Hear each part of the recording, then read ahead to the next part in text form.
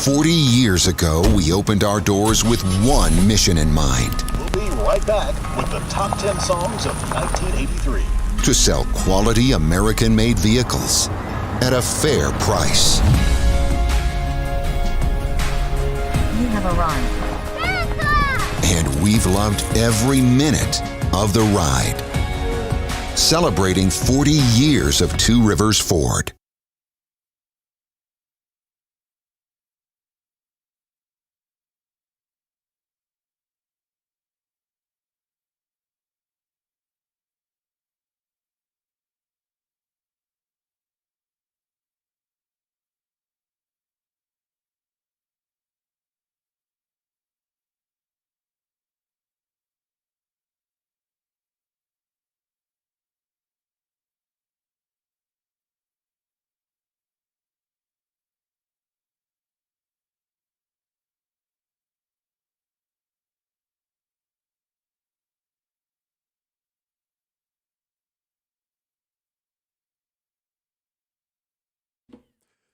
Good morning.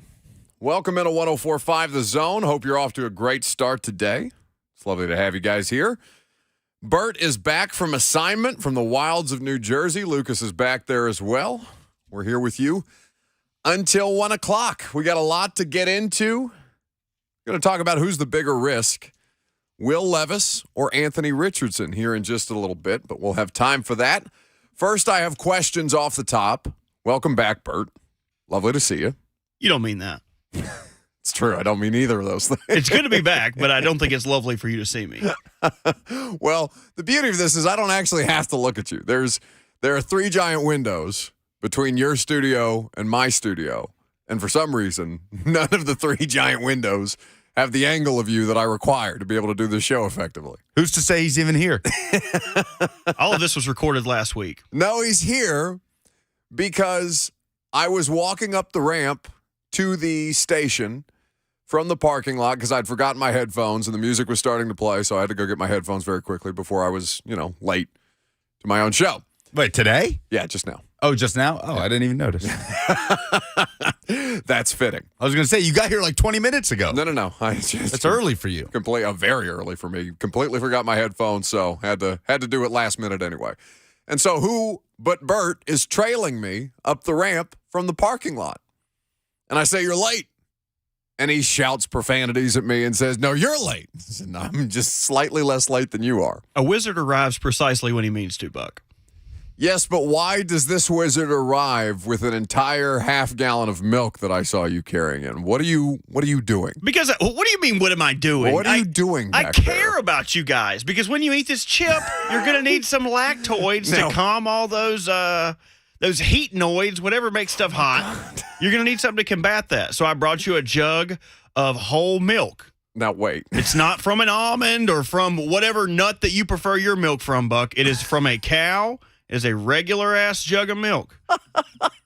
But then I found out. You told me I had another day before we had to do this chip thing. We have to be very calculated about when we do the chip thing because we cannot have any responsibilities that afternoon or evening that the chip could just wipe away. Right. Which, the least of which, me choking out on air. Well, what about the mustache, Lucas? Do you have any responsibilities? I think you should have to do the mustache on a day that you do have responsibilities. Now wait, tell people quickly. Do like one of my weekly production meetings. don't even acknowledge Fu it. Manchu on it. Tell people why you have to draw a mustache on your face and why I have to do the one chip challenge during the show. I was dead set on the fact that the Dallas Cowboys, what I thought to be a fact, that the Dallas Cowboys would draft a tight end with the 26th overall pick. It was such a weird stance for you to be so passionate about. The one thing I knew was going to happen in the first round of the NFL draft was the Cowboys drafting a tight end. Michael Mayer was on the board. They didn't do it. They took a defensive lineman, so I have to draw a mustache on myself. The bet was if they did draft a tight end, then both you and Bert would have to shave your facial hair down to a mustache for a day. Thank God. But the one chip thing was, I honestly... The Mississippi State. Emmanuel Forbes, baby. The Mississippi State 16th safety. overall to the Commanders. He's going to be catching interceptions for Commander Tutty. He's going to be running them back with Tutty. That godforsaken franchise has never done anything once for me in my lifetime.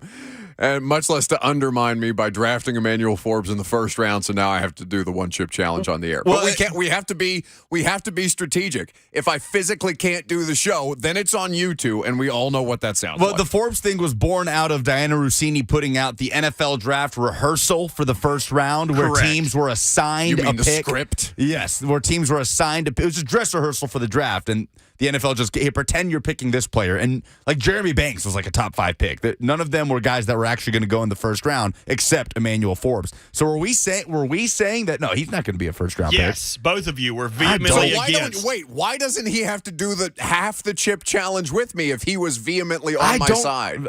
I don't remember. I need audio evidence of this. Like I don't remember It being exists. feeling. You're the one who has access to it. I can't get it. Lucas is like, I need the security footage. It's like, buddy, you're the manager. You have all the camera. You codes. have the tapes. I run the Walmart and I was out there stuffing things into my jacket. Oh, we need security footage. Somebody's got to get this guy. I don't know. I don't remember vehemently. Thank God whatever somebody it is. said a big word wrong besides me. I don't remember saying Emmanuel So wait, Forbes do I won't have be to a do first. this today? Is that why? Please tell me that milk's we in the don't- fridge. We don't have. Lucas owns the chip. I have he the chip owns at all home. the chips. You didn't bring the chip today. I don't have the chip. So wait, please tell me the milk is being refrigerated currently. Well, it's sitting on. It's right here. I just got it. It's still kind of cold. Put it in the fridge, Bert. Okay. No, that's the deal. You have to leave it out for 24 hours. The only milk you can have is the. We are a society of rules. All right? There has to be rules. There has to be decorum. Put the milk in the refrigerator this instant. All right. So when are we doing this? Tomorrow. Thursday. He's got stuff to do tomorrow. Oh, I do have a whole day tomorrow. Yeah, tomorrow's your big day. Let's do it Thursday. Thank you for protecting me that way. You have a big day tomorrow. I do. Wednesdays are the worst. So yeah, let's not do it Wednesday. Let's do it Thursday. Half of the one chip challenge is here. Really, this is all incumbent upon the person who least wants to do these things. Lucas. Like Lucas has the chip. Lucas has to draw the mustache on himself. Lucas also wants nothing to do with any of these things. What if I draw something on myself? Kind of like in a solidarity movement. Like if I go Anthony Davis and just like go brow for you. Would that make you feel more likely to do this? Why are you insistent on doing these things to yourself when you win bets? He's my friend. I don't like anybody that way. Well, I'm not doing anything in solidarity with people. people already give me weird looks when I walk around this place. I don't think a Sharpied unibrow would change much of that. I honestly don't think anybody would look at you twice. I think they would just be like, oh, hey, Bert. Just keep going about their day. Meanwhile, I don't know what's the bigger risk, the one-chip challenger having it has to be Sharpie, right? Like, you have to be able to have. Yeah, there's a Sharpie sitting right there. Oh, what if you, like, sniff it all day, though? Maybe it should No, be we can't have him mustache. high on the air. So we have to do it before the show. We'll do it before the show. What, the chip challenge? the Sharpie. But I think I should do the chip challenge with the Sharpie mustache on. always down for that. But you guys have had so much fun with it since I've been gone. Hell of a draft. You guys have been having a ball, man. I don't know why you guys are so hot coming in here. Where were you? Because you were supposed to be here yesterday. You just didn't show up for work. That's not true at all. I followed through. I did all the applicable things to do. My flight got canceled. I was displaced in New Jersey. Ugh. I was able to, you know how, did you guys ever have parents or friends of parents who would like call places and complain very loud and then Yes. get what they wanted? Yes. This is the first time I've ever done that. To an airline? To an airline, yes. It was very satisfying. I felt bad for the dude. Like, I kept kind of like taking a step back and being like, I know this isn't your fault, but I'm also very upset at this. And he ended up giving me like a flight voucher. I got a bunch of free stuff out of it, but it didn't get me back here in time to talk to you guys. I think that you was know the who problem. I am? Yeah, I am the producer. One of the best shows in Nashville. One of? Yeah. Yeah. Come on, what are we? I don't know. A little self-confidence, boys. Jeez. Top 10. Yeah. top two, and we're not one or two. Top 10. I just the idea that Bert like got a little taste of Karen power in his calling and yelling at an airline, a helpless airline employee, and like, you know, figured out that he could get some stuff done that way. Like, I feel like we've created a monster. I got moved to United Plus. I'll never sit with the peasants again. Ever. He's going to turn into me. 615-737-1045 is how you join the discussion. So let's talk about the bigger risk. Will Levis or Anthony Richardson? 3 quarterbacks drafted into the AFC South over the weekend. Bert, we also have not talked to him since Lamar Jackson got a deal done, and he stole my draft crush right from out under me. It's been a very unpleasant last, 72 hours. But we're back together. We're happy to have you guys in. Jump in on the phone lines as you want. I'm Buck Rising. It's 104.5 The Zone.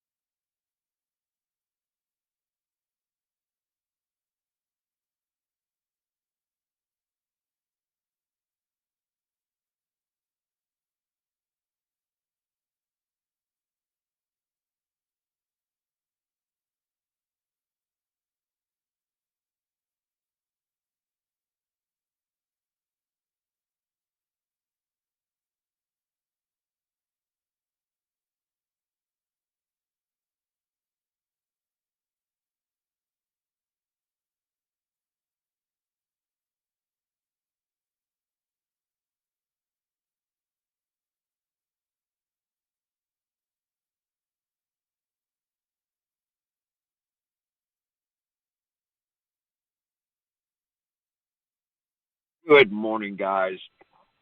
You had to explain to me what bottle service was. Now I need an explanation of what is this one chip challenge.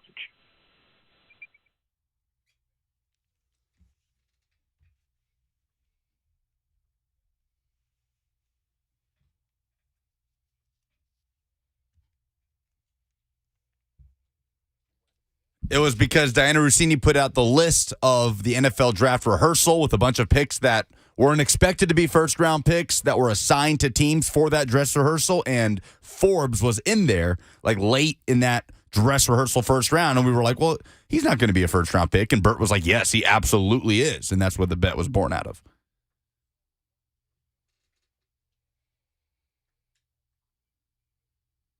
Yeah, they make good chips.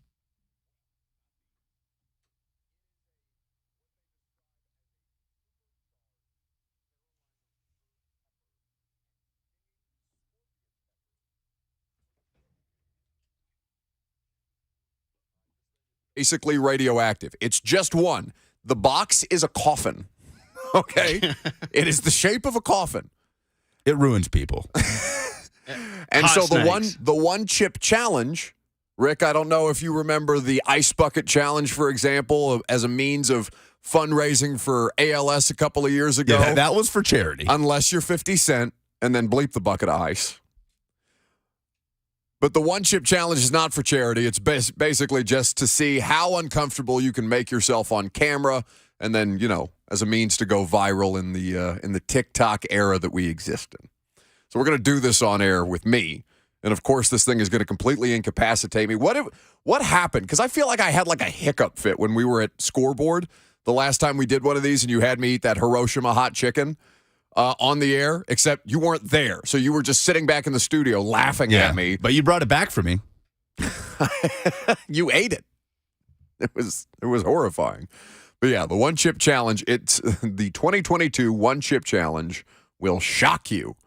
So I guess this was new as of last year, and they've been manufacturing these Carolina Reaper scorpion pepper combo chips in a lab somewhere. All right, let's check the tape. They didn't even put a borderline player on there because Cody Mauch, the left tackle from North Dakota State, that guy's probably a high third, low second. Emmanuel Forbes, he could go in the first round. He went 6 to the Rams in this fake mock. No. You don't want to be. You want to make a bet? You want to make a bet? Let's make a bet right now. That he goes in the first round? Emmanuel Forbes, first round Another pick. bet for me to not pay off? He's not going to. Is he? You don't.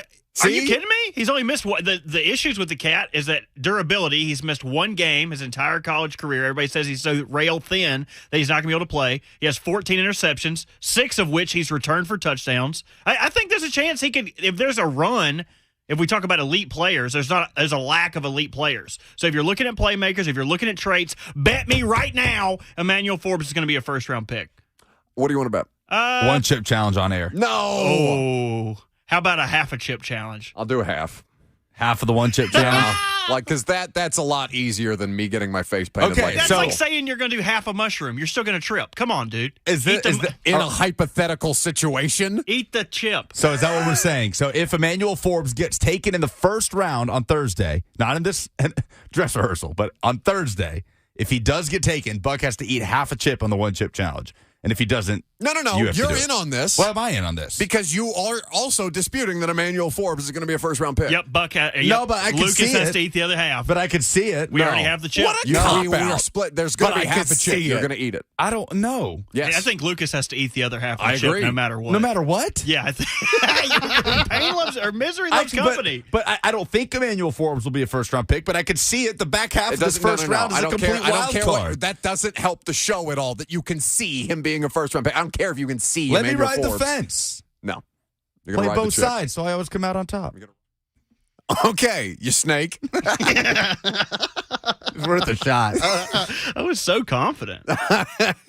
I've never heard any. The only thing I've heard somebody speak more passionately on this show about is Lucas's passion that a tight end was going to be drafted at 26 overall by the Cowboys. I was so inexplicably. sure. So sure. We know nothing about the NFL draft except now that Lucas has to eat half a chip. That's the thing that we know concretely after this NFL draft is that you have to eat half a one-chip challenge chip. Okay. I will do it on the condition of it is a No, day. you're doing it. There are no additional No, there is. conditions. It has to be a We day. just played the audio, you snake. No, but it has to be a day. If you and I are going to do this, it has to be a day where after the show we can go home and curl up in the fetal position on the floor of our, bathroom or whatever it is in our house. I picked the and just shower. ride out the rest of the day I picked the shower. and just suffer and not have any obligations that we have to get up for while our stomach is just going to war with itself. That's fine. I'm available any day but Wednesday. Bert knows my schedule. He's here to protect me from myself. I'm a busy guy, man. You're not that busy. So Thursday, we'll make an addendum. We will make it. I have a production meeting on Thursday. You don't have bleep on Thursday. Yes, I do. We're doing the one chip challenge. It's half a chip. You can do your half at the start of the show because we don't need you. Can we do Monday? Can we please do No, next Monday? Because then it becomes, can we do next Monday? No, I I have stuff swear to do. you. I swear to you. This is how we end up 6 months removed from the Super Bowl bet, or however long, 4 months removed from the Super Bowl bet of me painting my face like an eagle. It still hasn't gotten done. I swear to you. I will do it if we do it on Monday. What do you swear on? What? We just played audio of you trying to worm your way out of this thing. Nobody trusts you. Your word means nothing here. Nothing. I have a production meeting on Thursday. Oh, we'll get back to this later. Let's talk about Levis and Richardson.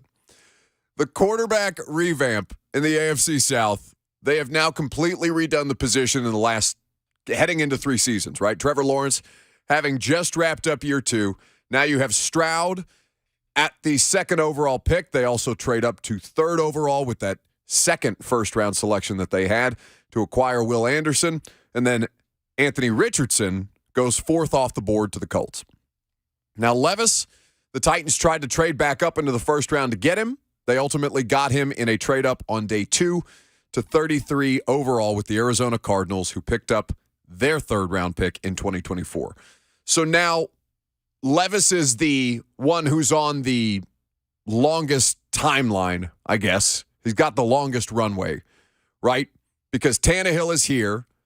At some point, maybe Levis has to start games this season. He's still, as of today, 3rd on the depth chart. And you heard what Emory Hunt brought up yesterday of CBS Sports. What happens if Malik has taken a legitimate step forward?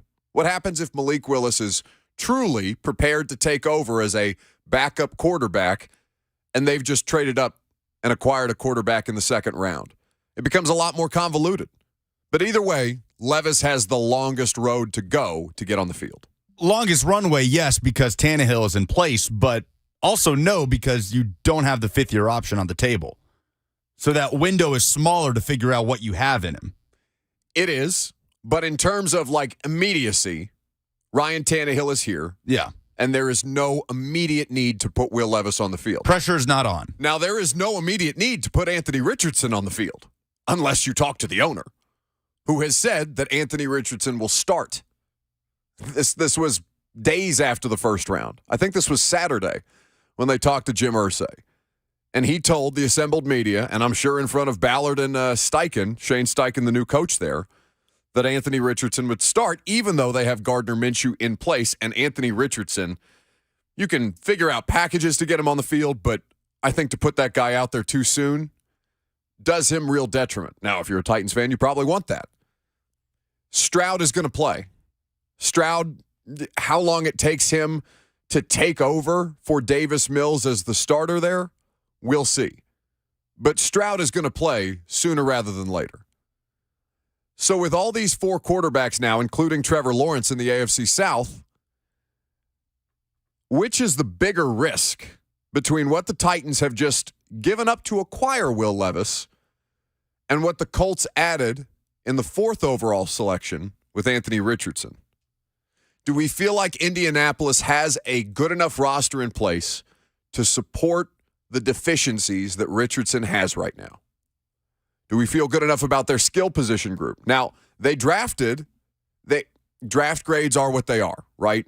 There's still undrafted guys that are going to factor into this for teams like Tennessee, but we know that Indianapolis did add substantially to the offensive side of the ball with a couple of different players who I think are going to help them quite a bit.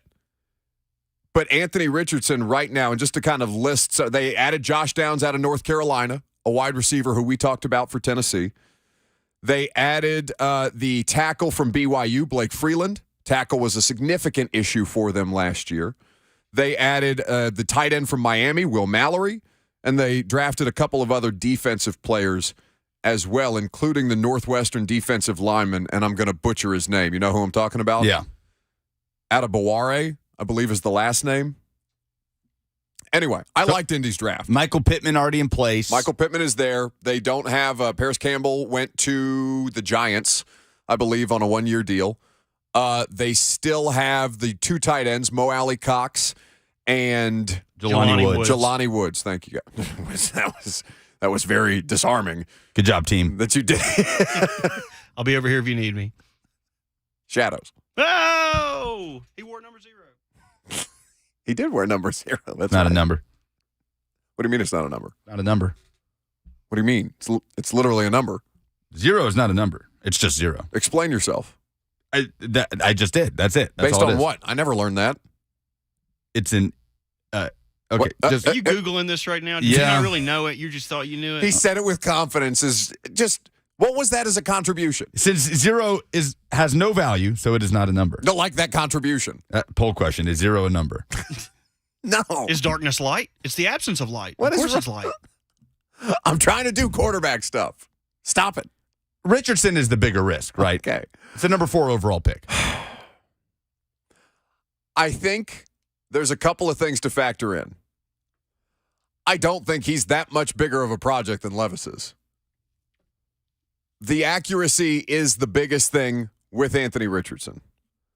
The accuracy and decision-making is something that is cited with Will Levis. And how much different? Now, we have a smaller sample size of Richardson, right? Last year was his first time starting. It's like 13 games total that he's appeared in? Or not that he's appeared in. I'm sorry, that he started. Right. He started every game last year in a 6-6 regular season, didn't play the bowl game.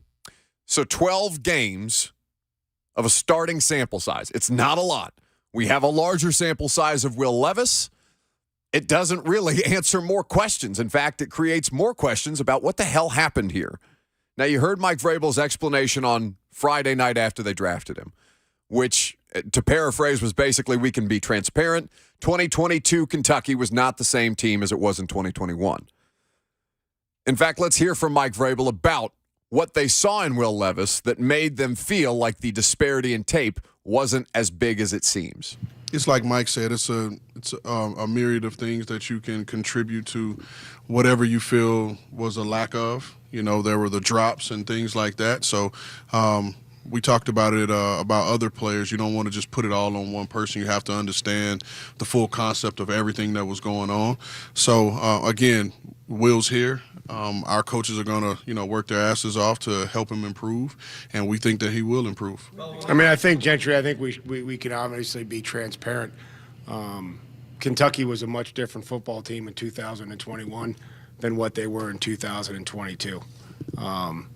So, yeah, if we protect him when he's out there at whatever point, if we don't protect him better than what it was, it's probably going to look the same, just like it is for every quarterback. So we try to look at the really good exposures, the great performances. We try to look at them, what they look like at their worst, and then just try to pull the curtain and see what it looks like. But there was some really impressive performances against some big-time defenses in the SEC.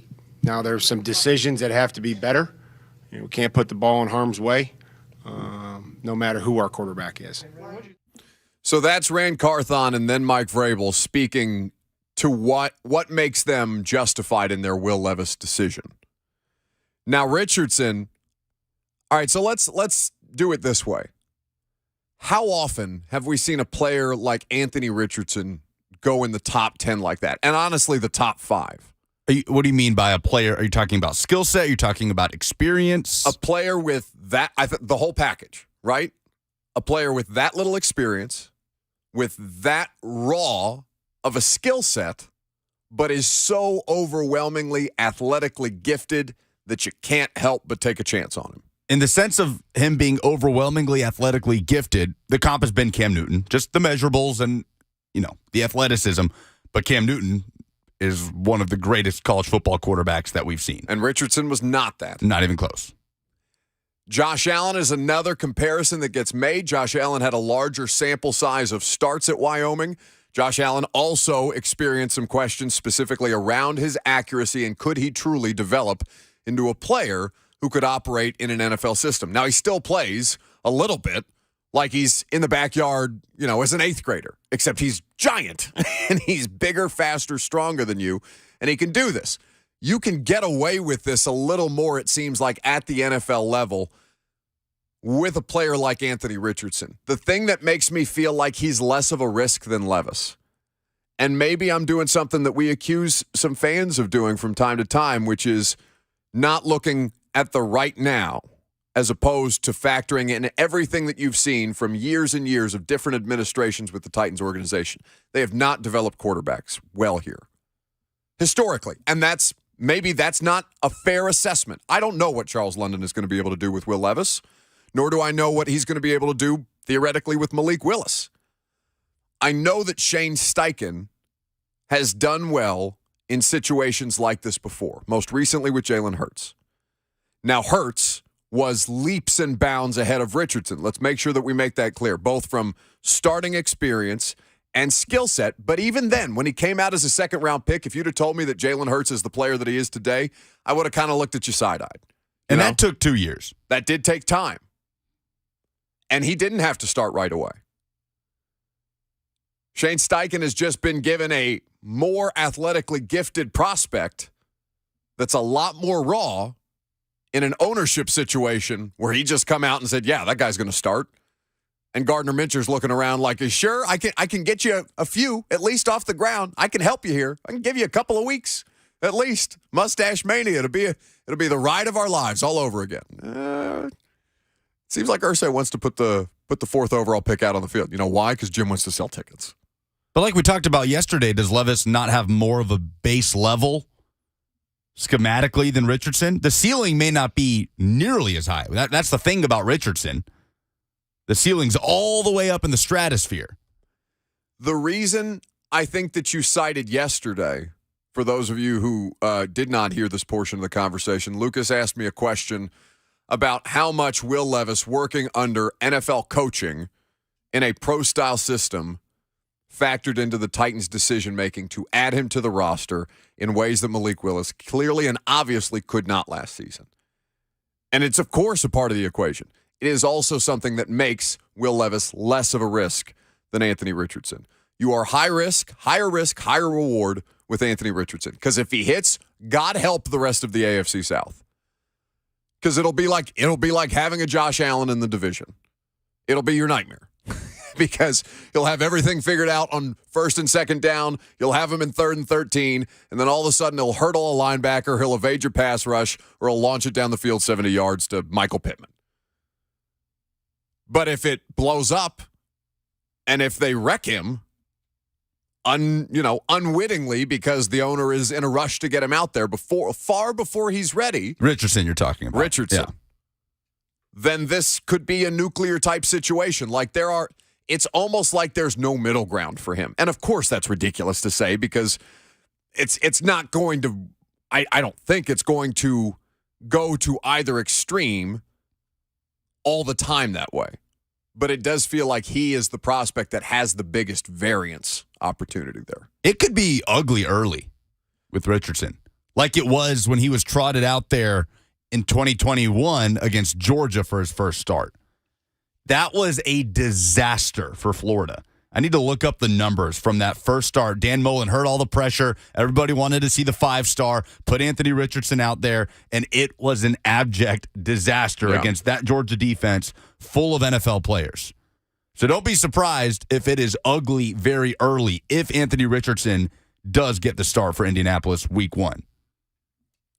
615-737-1045 is how you weigh in on the discussion. Who is the bigger risk between Levis or Richardson?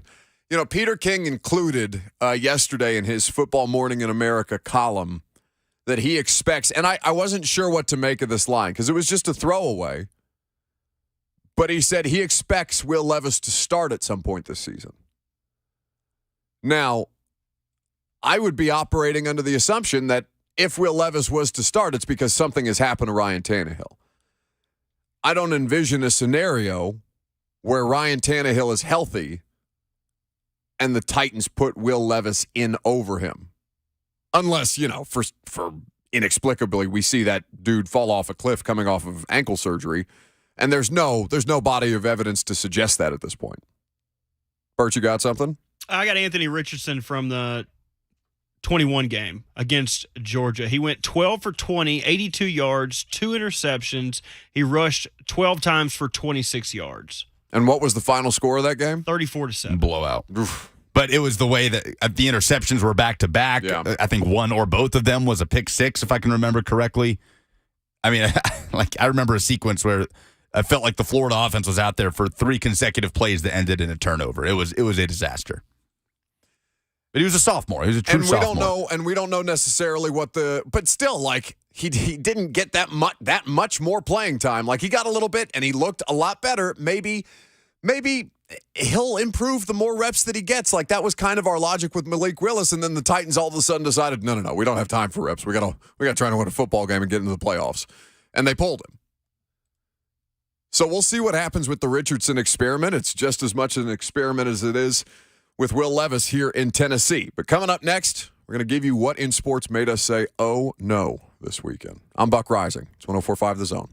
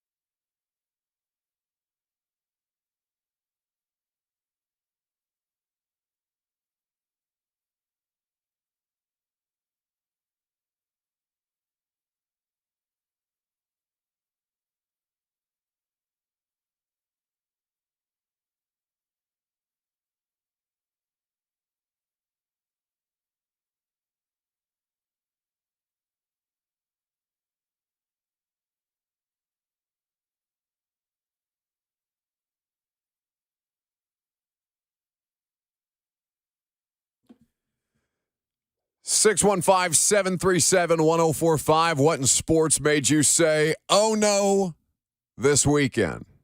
That's what we're getting ready to do. Got a couple of nominees. We're going to go around the room. You're welcome to jump in. Go ahead and hit the music. Oh, no. Oh, no. Oh no! Oh, no. Oh no! Oh, no. So I'm going to go local. I'm going to go with the Tennessee Titans. The thing that made me say, oh no, this weekend in sports. I was sitting in the draft room on Friday night. Second round underway. Pick 32 comes off the board, the first pick of the second round, and then all of a sudden, the tweets start to fly. The Tennessee Titans have traded up to 33 overall. I swear to God, I looked around the room and said, oh no. They're going to do it. They're trading up to draft Will Levis, and sure enough, they did. Now, that pick may end up working out. That third round pick in 2024, you may never think about it again. If Will Levis hits as a quarterback prospect, and you don't have to think about your quarterback position for the next 8 to 10 years. But the idea that they took the quarterback 22 spots after their first round selection, traded up to get him, not exactly the most ringing endorsement, and citing value after the fact about not giving up a ton of draft capital for a high-ceiling prospect. The Will Levis pick is the thing that made me say, oh, no, this week. So the second the Titans traded up, when you said there's been a trade, yes, and the Titans moved up to 33, yes, you just thought, Oh no! you knew immediately. No, but I thought it more times. Like I heard it a few more times in my head. Do you have that? Oh no! Yeah, that's exactly what. And not just went through my head. It was like a word vomit situation. Like I just spat out, oh no, they're trading up for Will Levis. But you really felt that way? Like, if you would have told yourself, or anyone for that matter, that they would have been able to get Will Levis with a second-round pick a week before the draft, I think that would be an incredible deal. Like, I don't love riding bicycles, but if somebody was like, hey, you can get this bicycle 50% off, you better believe I'd be telling everybody. They'd be like, oh, I got this brand new bike. It's so great. It was 50% off. They're like, have you rode it? No. But I got it. I'd be excited about it. Okay, listen to me. Until that bike breaks down in 6 blocks, like I'm. Well, that bike ain't the one that's going to break down. That bike's the one that's going to keep going with a flat tire. But it might just take you down the wrong alley or something. Correct me if I'm wrong. For you, it's not so much about the pick itself and what Levis could be or what you think he can't be, but about the reaction that it was about to elicit from Titans fans who spent the months leading up to the draft with Will Levis at the bottom of the barrel when it comes to the top quarterbacks. No, because that should make me happy. Like that should delight me. But I feel like this was a delighted oh no. I feel like it wasn't a delighted oh no. I mean, really? Oh, really? Because you spent the entire day Thursday talking about how you hope Will Levis would get drafted because you take pleasure out of the pain from the Titans fan base. I didn't say that. You said that. I just said it would be better for the show. There was no implication. Erroneous on all counts. This is a tale of as old as time. What did your parents tell you when you were going through second grade, third grade? Be nice to those girls because you don't know who you're going to end up having to go to the dance with. Y'all should have been nicer to Will Levis. In college season, y'all like, oh, he eats bananas with the peels on. What a dummy. Putting mayonnaise in his coffee. And now you got to go to the dance with him. Now you got to look in his eyes, put your hands on his shoulders, make sure he doesn't go too low on your hips, and ride this slow song out. So this is the perfect example, kids. This is why you don't make fun of your friends. I love how the Titans fans are the ones that put their hands on the shoulders. You don't know who you're going to end up taking to the dance. You got to be nicer to these girls because some of them might turn out pretty, and some of them might just be able to who you got to go with because you can't find anybody else to go with. Does that make sense? That actually makes a ton of sense. It's honestly the best metaphor that he's brought to the table. Top 3. I've been bringing a lot of metaphors over here. Well, yeah, I know. You're a volume shooter. It doesn't mean that they all hit. you're the Russell Westbrook of metaphors. I'm trying to shoot less, man. Work on my rebounds. Okay.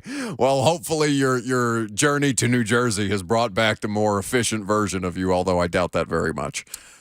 I think that's an apt comparison, though. Because you've been talking a lot of smack about Will Levis. And who, me? Yeah. Yes, you.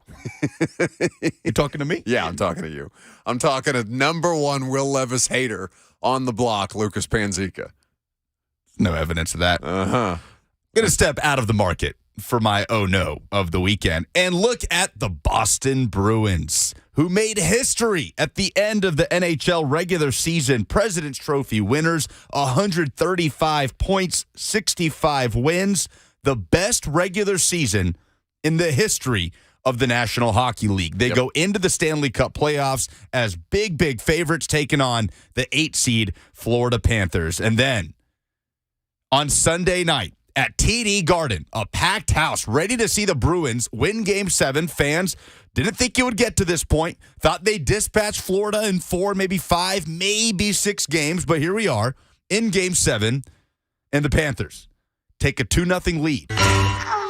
In the second period, the Bruins score. They pull one back. They go into second intermission, down 2-1 in Game 7 at home against the Florida Panthers. The Bruins, less than a minute into the third period, score. It's a 2-2 game. The Bruins, 4 more minutes into the third period, score. It's a 3-2 game. And then fast forward to 1 minute left in the third period of Game 7 on Saturday, and that place is rocking. They're just seeing the game out. They've got a 3-2 lead over the Florida Panthers, and then with 59 seconds left, Florida scores. Brandon Montour scores to send the game into overtime at 3-3, and 8 minutes, 35 seconds into the overtime period,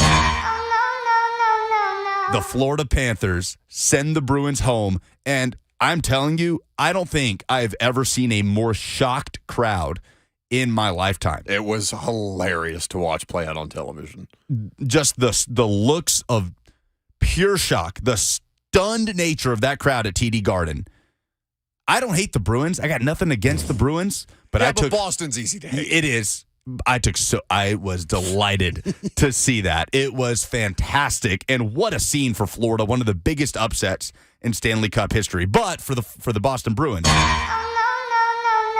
not great. Yeah, Bert, you remember when Lucas not that long ago told me that I take pleasure in other people suffering? I wasn't here, but I watched it, yeah. Yeah. You got me there. I sure did. Although, the tears of Boston sports fans. Anytime that your cup runneth over, feels pretty good. What you got, Bert? You want to do it next? No, I want to do it now. We're so late. Come on, man. I'm not late at all. What do you mean? Not that late. All right, cool. I don't know if you guys saw over the week, the AI has taken over not just sports, it has also taken over art, interpretation, love, creativity. It's sapping everything out of our society. It came out over the weekend. Someone asked AI to reimagine all 32 NFL mascots, and they are all nightmare-inducing. Have you seen these, Lucas? They're in the group chat. I've retweeted them. This is a shameless plug for my Twitter. If you want to see them, I'm not telling you who put them out. You got to go to my Twitter and find them. Which is? Robbie_Walsh. If you look at them, you can tell that you had to give it a prompt, and you had to say, Tennessee Titans mascot. And it's just like a tickle monster. It looked now we did live through the Tennessee tickle monsters era. That was a thing that happened, but it's more apt described, and I'm stealing this from somebody who said it on the primetime show last night. It looks like a bad guy in Power Rangers. Like the mascot looks like a bad guy in Power Rangers. When you look at the reimagined artificial intelligence Titans mascot, I've got no great love for T-Rack. I don't. I know he's an institution. I know that you guys love him. I know you need to take it easy on the T-Rack hate. It's not hate. I just don't have any great love for him. We have a mutual understanding. It's like a Sports Center commercial. I've told you this before. We pass each other in the hallways at the facility. I get my coffee. He gets his. We nod at each other. We go about our day. Okay, me and T-Rack have a mutual understanding. This does look like a Power Rangers villain. That's exactly what it looks like. A bad guy in Power Rangers. That's exactly what it makes me think of. And AI can't spell words. So if you tell it reimagine the Panthers mascots, it has renamed on the Panthers jersey. It just says Poonats. It doesn't compute the word Panthers. So instead, they're the Carolina Poonats. It looks like you're in a Serbian train station in the background of any of these pictures. It's just trying its hardest. But to the AI's credit, it was very creative, but I don't think we're in jeopardy of any of these mascots taking over the NFL. See, now we're late. And it was my fault. Now we are. We're doing AI poetry, AI sports poetry tomorrow, right? Yes, sir. We're doing a Will Levis poem. I love that.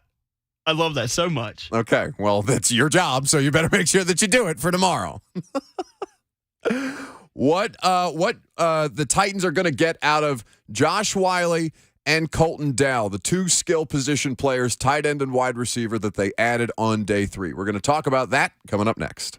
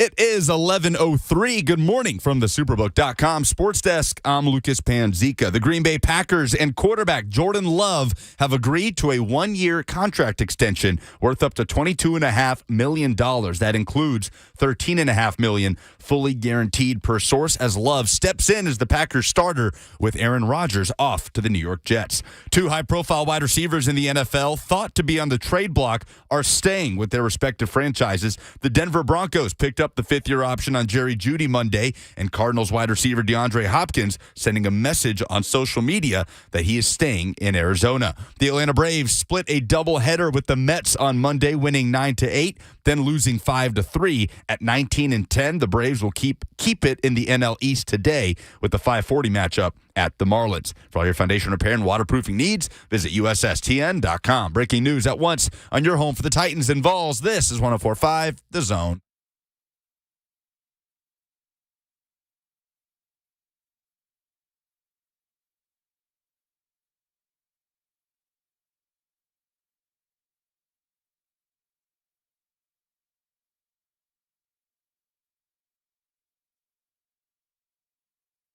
Second hour on this Tuesday. Happy to have you guys in.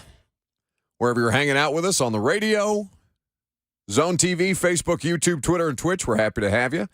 Or on the 104.5 The Zone app. Bert and Lucas back there making it go. Your phone calls are welcome. 615-737-1045 as we get ready to talk a little more about this Titans draft class. So obviously Levis was the main headline, right? Coming out of this past weekend for Tennessee. Quarterbacks always garner the most attention, and rightly so. But we do need to talk about what they've added in terms of competition and depth at the positions that are most critical for them to add those pieces to. So Josh Whiny, the tight end, and Colton Dowell, wide receiver from UT Martin. Wilson County product, as a matter of fact. Big Titans fan, but both are going to be in a position to have opportunities right away. This is a roster that needs better players. This is a roster that has opportunity for playing time, even if you're a seventh-round receiver or a fifth-round tight end. And these two will be called upon, both in terms of special teams and offensive contributions, to try and make a difference for this team right away. Now, you may think that those are high expectations for a fifth-round tight end and a seventh-round wide receiver, but they got drafted to the Tennessee Titans, and somebody has to take those snaps. So we were talking to Josh Whiny, the tight end from Cincinnati, on I guess that would have been Saturday afternoon when he was drafted in the fifth round. Titans didn't have a fourth-round pick. We thought they might take a wide receiver. They take the tight end. And they show the NFL Network broadcast of Mike Vrabel, Rand Carthon, and their staff waving at the camera because they took a tight end instead of a wide receiver, and bleep you all. So Josh Whiny gets on the Zoom call with us afterwards, and he's asked specifically about where he thinks his strengths as a player lie. Hey, Josh, would you describe yourself as a better pass catcher or blocker at tight end? So I think naturally pass catcher, just because I grew up a wide receiver. I transitioned to tight end halfway through high school. But especially this last year of college, I think I really improved inside the box in blocking and just kind of technique and footwork. So if that answers your question, definitely pass blocking, but I think I've improved a lot in the box. So. What is your official size, and how much does that help you as a tight end? You said my size? Yeah. How big are you officially, and maybe how much does that size help you? Yeah, I'm about 6'6.5". Right now I'm hanging between 245 and 250. And it helps a lot, man. I came into UC, I like 230. And really they wanted me light because they were spreading me out a little bit more. But as we got into my fourth, fifth year, they asked me to put on some weight. In the box, it just makes a huge difference, even 5-10 pounds, whether it's confidence or whatever. So he's a big target. You need to figure out how big a boy he is. Jim Whiny in there. How big a boy are you? And what are we talking about here? How many hoagies can you eat? How many buckets can you carry? How many hay bales can you throw? How many yards can you till? Jimmy is always there with a follow-up. How big a boy are you? He was asking Skoronsky, where are you right now? Pizza parlor? What's the name of the pizza parlor? Oh, Skoronsky leaned down to somebody. I assume it was his agent and asked if he should give out the name of the pizza parlor. He didn't want to, right? He was told no, don't give out the name of the pizza parlor. And he said something to the effect of fans might flood it or something like that. I was like, the Northwestern fans just mobbing a pizza joint. And where does he live? It's the Chicago area? He's not even in Chicago. It's like a suburb outside of Chicago. Right. Anyway, they were worried about the crowd at the pizza parlor. Jimmy's there. Well, what kind of pizza you eat? It's a whole line of questions around the pizza specifically. It's what makes Jim Wyatt the best. His agent's like, no, don't tell him. It was funny. He literally leaned down off camera to ask if he should give the name of the pizza parlor. Anyway, so Josh Wiley's 6'6". They have him listed at 235 pounds. Mike Vrabel told us on Saturday they think that he can add weight with his frame.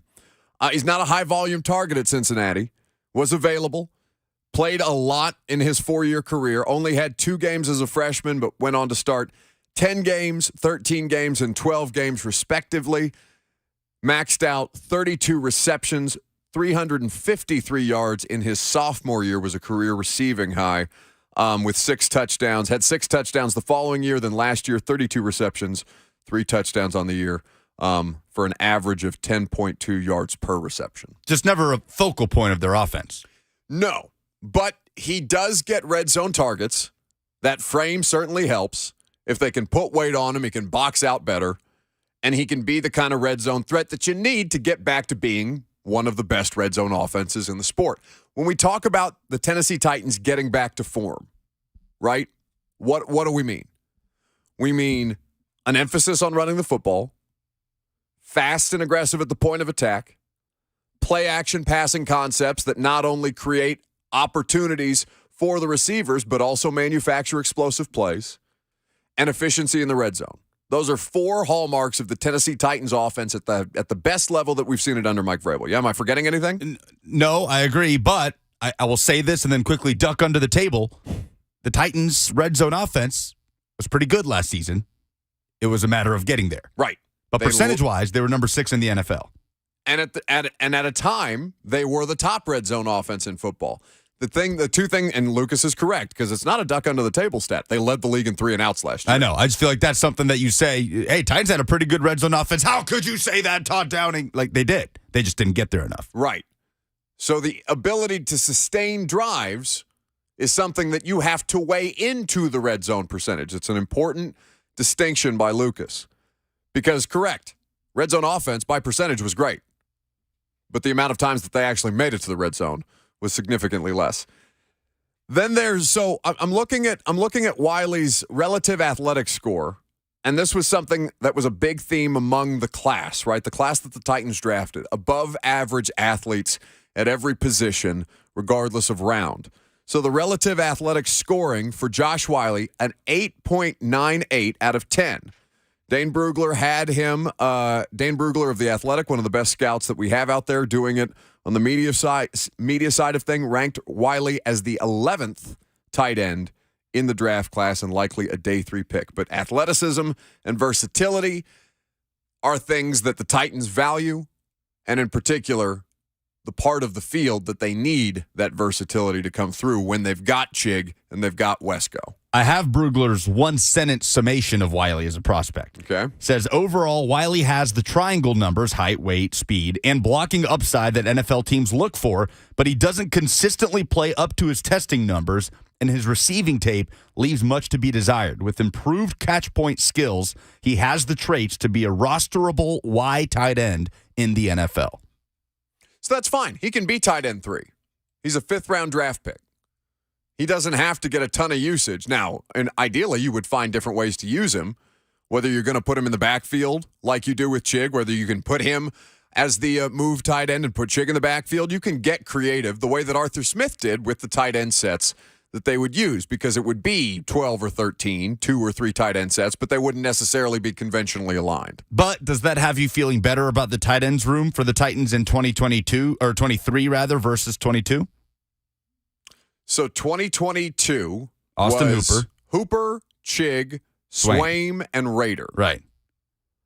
Now the tight end room is Chig, Wesco, Wiley. Rader is still there. Right. I mean, I do like the athletic upside of Wiley Less and experience. Wesco over Swaim. Swaim was not terribly athletic on a scale of professional athletes. Like, I'm not calling Jeff Swaim's an athlete, but he's not. I think Wesco has a little better athletic upside, and that is apparently what Josh Wiley brings to the table as well. So far less experience with more athleticism and versatility. Yeah, I mean, Wesco's played a decent amount of snaps. So, like, I don't think it's that big of a drop-off of experience, but you are adding youth there. And you need Chig to take a big step. You need Chig to be productive. Now, Bert, what were the numbers on Chig that you pointed out when we were, for whatever reason, we were talking about the Falcons skill position group next to the Titans? And Lucas brought up that the Titans fans would take that in a heartbeat, given that the idea that they have the fire-breathing dragon tight end, Kyle Pitts, in Atlanta. Well, last year he caught 28 passes for 356 yards, 2 touchdowns, while Chig had 32 catches, 450 yards, and 3 touchdowns. So about 100 more yards, 1 more touchdown on 4 more catches. Now, you say that, and people would automatically think, okay, what the hell is wrong with Kyle Pitts? Because I'm sure fantasy owners were apoplectic last year looking at those numbers. Well, and he also controls over a 20% target share in their offense. So it's not like he's not receiving targets. Well, that's the thing. Did you see how often they would put out clips of Marcus Mariota missing him? Like specifically in the red zone, or when he'd get behind the secondary and Mariota would just sail one? Like, he's getting targets. Mariota's just not accurate. And we don't know how much better it'll be. We have no idea how much better it'll be with Ritter / Heineke, whatever they do in Atlanta. But that's their quarterback situation. Right. And so you feel more confident about Ryan Tannehill knowing where Chigakonkwo is and getting him the football than Atlanta fans probably would feel about whoever their starter is getting Kyle Pitts the football. And he also only played in 10 games last year, but that kind of speaks more for Chig's availability as well. He was available in all 17 games, only started 8, I believe. Take your phone calls on this, 615-737-1045. We'll talk about the position that the Titans are still chasing and what's next at wide receiver. Coming up next.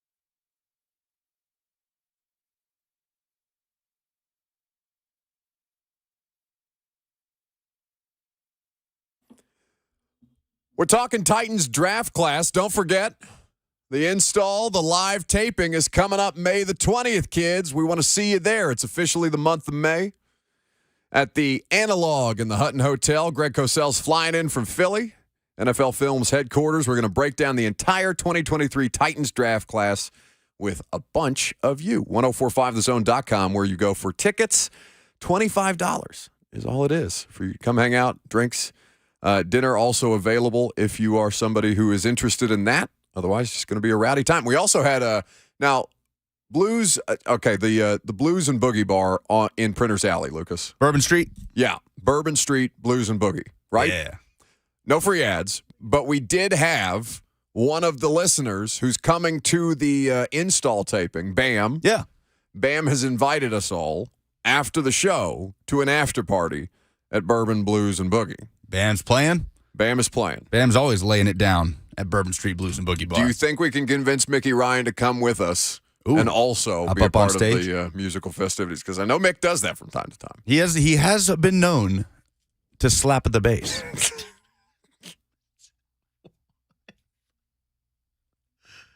Why everybody get so quiet? Because I knew that you were trying to work up the confidence to say that smoothly into the microphone. I thought I nailed that. Nobody here's seen I Love You, Man? I've seen it. Okay. No, we have. I thought the comedy of letting it fall flat with just Bert's coughing laughter in the background would do better than us laughing at your joke. Anyway, 1045thezone.com is where you go for tickets today.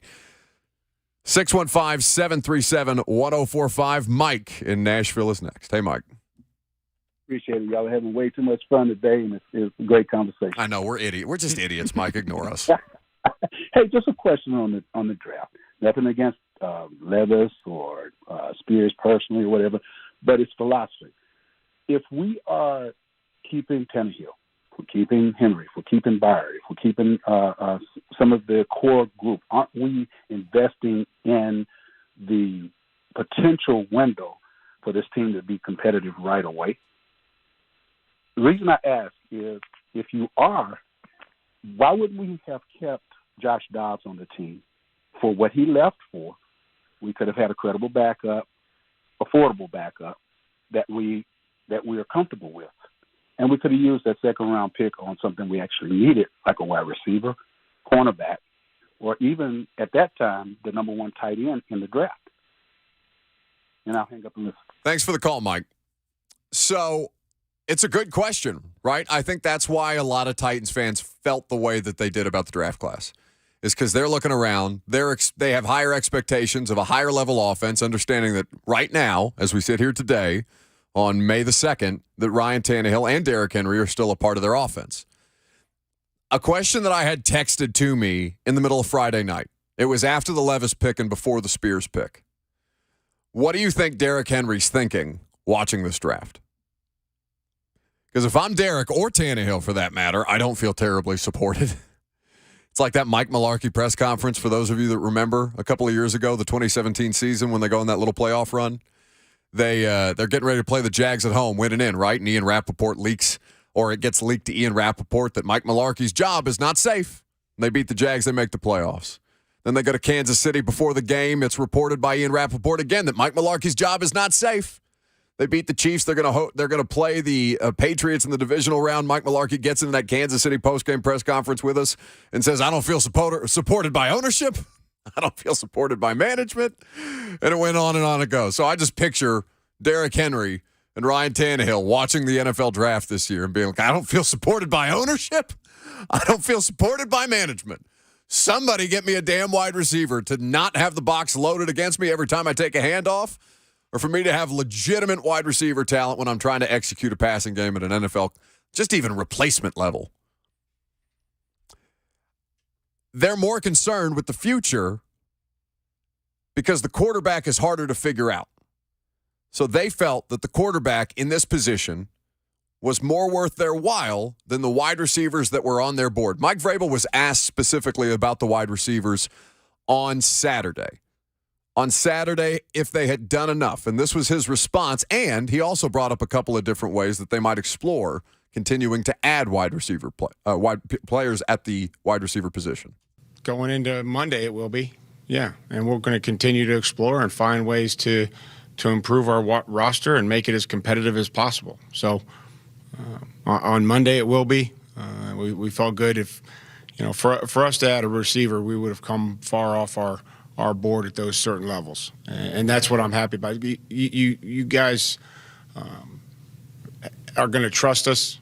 We're gonna put players in here that are going to help us win. That last part kind of goes back to the previous question. You're going to find ways to improve your roster. Free agency's over and the draft's over. Aren't those the places to improve your free roster? agency's not. They're going to let us sign free agents Monday. They will. Chad will. Rand will. They'll let us sign free agents on Monday. Free agency is going to go all the way up until the season starts. There'll be players that are on other teams that will become available Monday. Take a look. It'll be real large waiver wire. We'll scour that. We'll continue to look for trade possibilities and opportunities. Chad and Vin will help us with the salary cap, find ways to open up salaries so that we can potentially sign other players. There's been a pretty good process here, and I'm excited about it. Is that the most Vrabel has ever given? Like, I felt like that was opening up pretty wide for everybody to see. He said we would have to come off our board to draft a wide receiver. So, like, what do you want him to do? Do you want him to take somebody that he doesn't like? You want him just to take one? Like, if Mike Vrabel didn't like him in the pre-draft and he took one just to take him, you think he's going to get a training camp and then all of a sudden they're going to be best buddies? He'd probably cut that dude in a week. So Des Fitzpatrick is an example of that, right? Because Vrabel did not vibe with Des. The Robinson pick. There's a John Robinson 4th-round pick that they traded up to get in a year where we all thought desperately that they needed wide receiver help. That was the 2021 draft. And it leads us to a conversation about players positions that they're still chasing because of how wretched the 2020 draft was, and then 2021 looks also not great in retrospect beyond a pick here or there. Yeah, but that was them telling you none of the guys on the board stuck out to us in those moments. Those moments where Titans fans are screaming at the TV, please let it be a receiver. None of the receivers they could have taken in that moment were high on their board, clearly. We're higher on their board than Will Levis was on their board at quarterback. We're higher on their board than Tajay Spears was at running back. That, I think, it's not just that the receivers weren't high enough on their board. It's the positions that they took instead of receiver in every round until the 7th. Sure, but I also feel like some of those players they took, like especially Levis, are kind of like lottery tickets, right? Like, we don't know what they are yet. It's not Saturday. They hadn't read the numbers. We don't know what's going on. Like, Levis could end up being an incredible value pick, similar to like Russell Wilson for the Seahawks. But we don't know yet. We hadn't seen him play. So at face value, you just got a 50% off bike that was about to go in the top 5 picks. Did you buy a bike? Did you buy a bike for 50% off? I did get a bike. Nobody's asked me about This it. is like Lucas. I'm driving around this morning looking for breakfast places, and Lucas is telling me to go get 7-Eleven empanadas. Like, the empanadas are so good at the 7-Eleven, like Which one? $2. One over by Nissan. I need that. No free ads. I'm starving right now. But like I'm saying, we don't know what they are yet. So I appreciate them telling us, hey, we took the guys that were the best on our board. We're not going to take somebody like just to take them. We're not going to take somebody just to fill a need. We're going to stick to our board. We're going to draft people that fit this team that we feel like we can make it work. And they could have drafted a running back with a knee. I mean, sure, but like we don't know if that cat's going to play 4 years, 3 years. Remember Miles Jack? Everybody was like, "Oh, we need Miles Jack. Miles Jack's only going to play 3 years. Nobody wants to draft him." He's out there running around still. Hines Ward didn't have an ACL.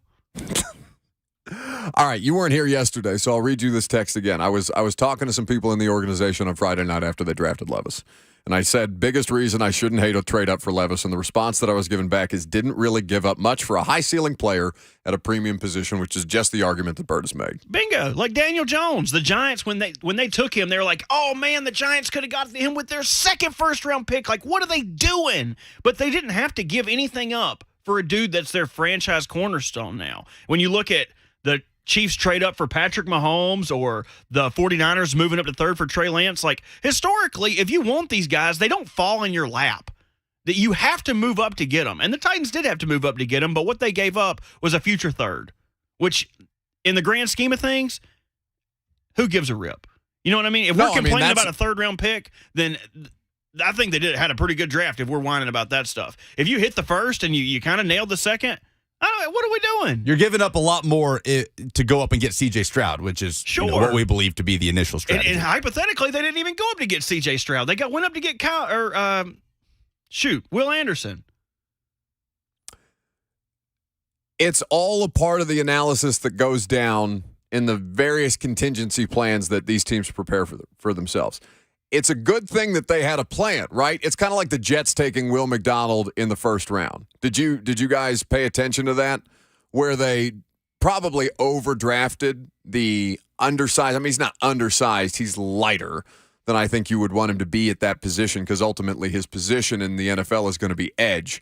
But the Jets might have overdrafted Will McDonald, and it made it seem like they didn't really have a plan when the player that they wanted went a pick ahead of them. So I think you'd rather have the Titans have a contingency plan for those kind of, lottery tickets, like Bert has described them, at the most important position, because you're going to need multiple shots at this thing. The Tennessee Titans have had how many franchise quarterbacks in the history of the Titans era franchise, right? 25 years of Titans football. How many franchise quarterbacks have they had? It's just the one. It's Steve McNair. It's McNair, and you could probably argue Tannehill. Yeah, you could definitely make an argument for Tannehill. I think I would probably argue Tannehill because statistically, and I know they're playing different generations of football, but statistically, Ryan is McNair's equal, if not better, at a certain point. Yeah, at some point, when you're arguing about whether or not Tannehill was ever a franchise quarterback for the Titans, you're just getting into semantics. Ryan Tannehill has been a franchise quarterback for the Titans, but again, that's still just 2 in 25 years of football. Now, maybe that's evening out, right? You've had to go through a bunch of different players at the position to get there, but ultimately you end up with 2 franchise players at the position across 25 years of football. That's probably about the right kind of math when you look at how often teams turn over franchise quarterbacks or don't. But it's a position that's really tough to get right. And even if you get it right, people would say Ryan Tannehill is a successful first-round pick in the NFL. He has had a successful NFL career. He has made it to second and third contracts. He is somebody whose career is still ahead of him at this stage. Ryan Tannehill is a successful, indisputably first-round talent, and he went in the top 10 because of that. We're talking about a much different kind of proposition with Will Levis, but that still might be able to match that.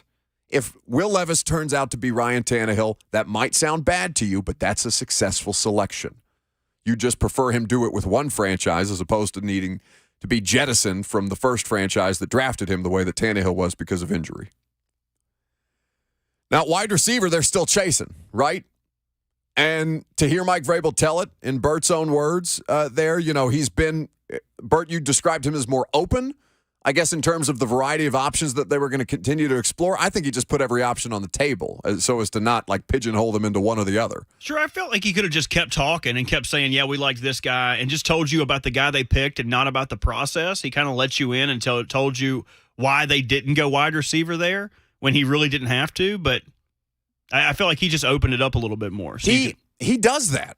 Like Mike, I think people's eyes glaze over in these press conferences, but Mike will tell you things if you care to listen to them. Now, you may not like the answer, right? You may not like the answer. And I think that's the bigger issue. It's not that they're not saying. It's that Mike Vrabel's saying, yeah, there wasn't a wide receiver on our board that superseded the value of the players that we took. They were there at third. So, yeah, we're good on Tyler Scott. We'll take Tajay Spears. Yeah, we're good on A.T. Perry. We'll take Josh Wiley. And you know who else was? The rest of the NFL, because those guys went far further down the line, I think, on day 3. Both those 2 receivers that Lucas mentioned in particular than I think might have been the expectation. But let's talk about the guy that they did pick. Colton Dowell, the 7th-round wide receiver out of UT Martin. Lebanon, Wilson County High School, the whole 9 yards, Wilson right? Central. Wilson Central, my bad. They were tweeting at me a lot this weekend. They were very excited. They should be. That's a big deal. Family's Titans fans. He's a Titans fan. Him and his dad go to Titans training camp practices. It's that kind of deep. So he gets drafted here, and he's, asked a variety of different questions and how he might be able to help the Titans right away. But specifically, what comes up in Mike Vrabel's press conference afterwards is the game that he had against Tennessee. So we asked Colton Dowell about the performance that he had against the University of Tennessee this past October. This was his response via Zoom. I feel like I just showed that I can, I'm a good player. Even though I come from a small school, that I can compete with, the top dogs, whoever they put in front of me. I'm a competitor, and I like to, work hard and just prove myself, time after time against good talent. What did the Titans tell you about your opportunity here? What did they tell me about my opportunity? Yeah. They just said that I can come in there, carve my role in their offense or on their team with, hard work and I'm bought into that. I'm a hardworking guy. So, that's basically what they said. It's up to me how far I go. Sure. It's up to him how far he goes. He's a 7th round pick. If he pans out, house money. If not, he's another low round pick that the Titans used at a position where we all think that they should be valuing more. Lucas, we were talking about this on the this morning when you called me to kind of get ready for the show. How long it's been since they've used, or how often they've used, legitimately high round draft capital on receivers.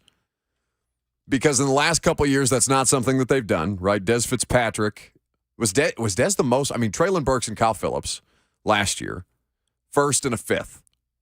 The year before that was Des Fitzpatrick, a trade up in the 4th.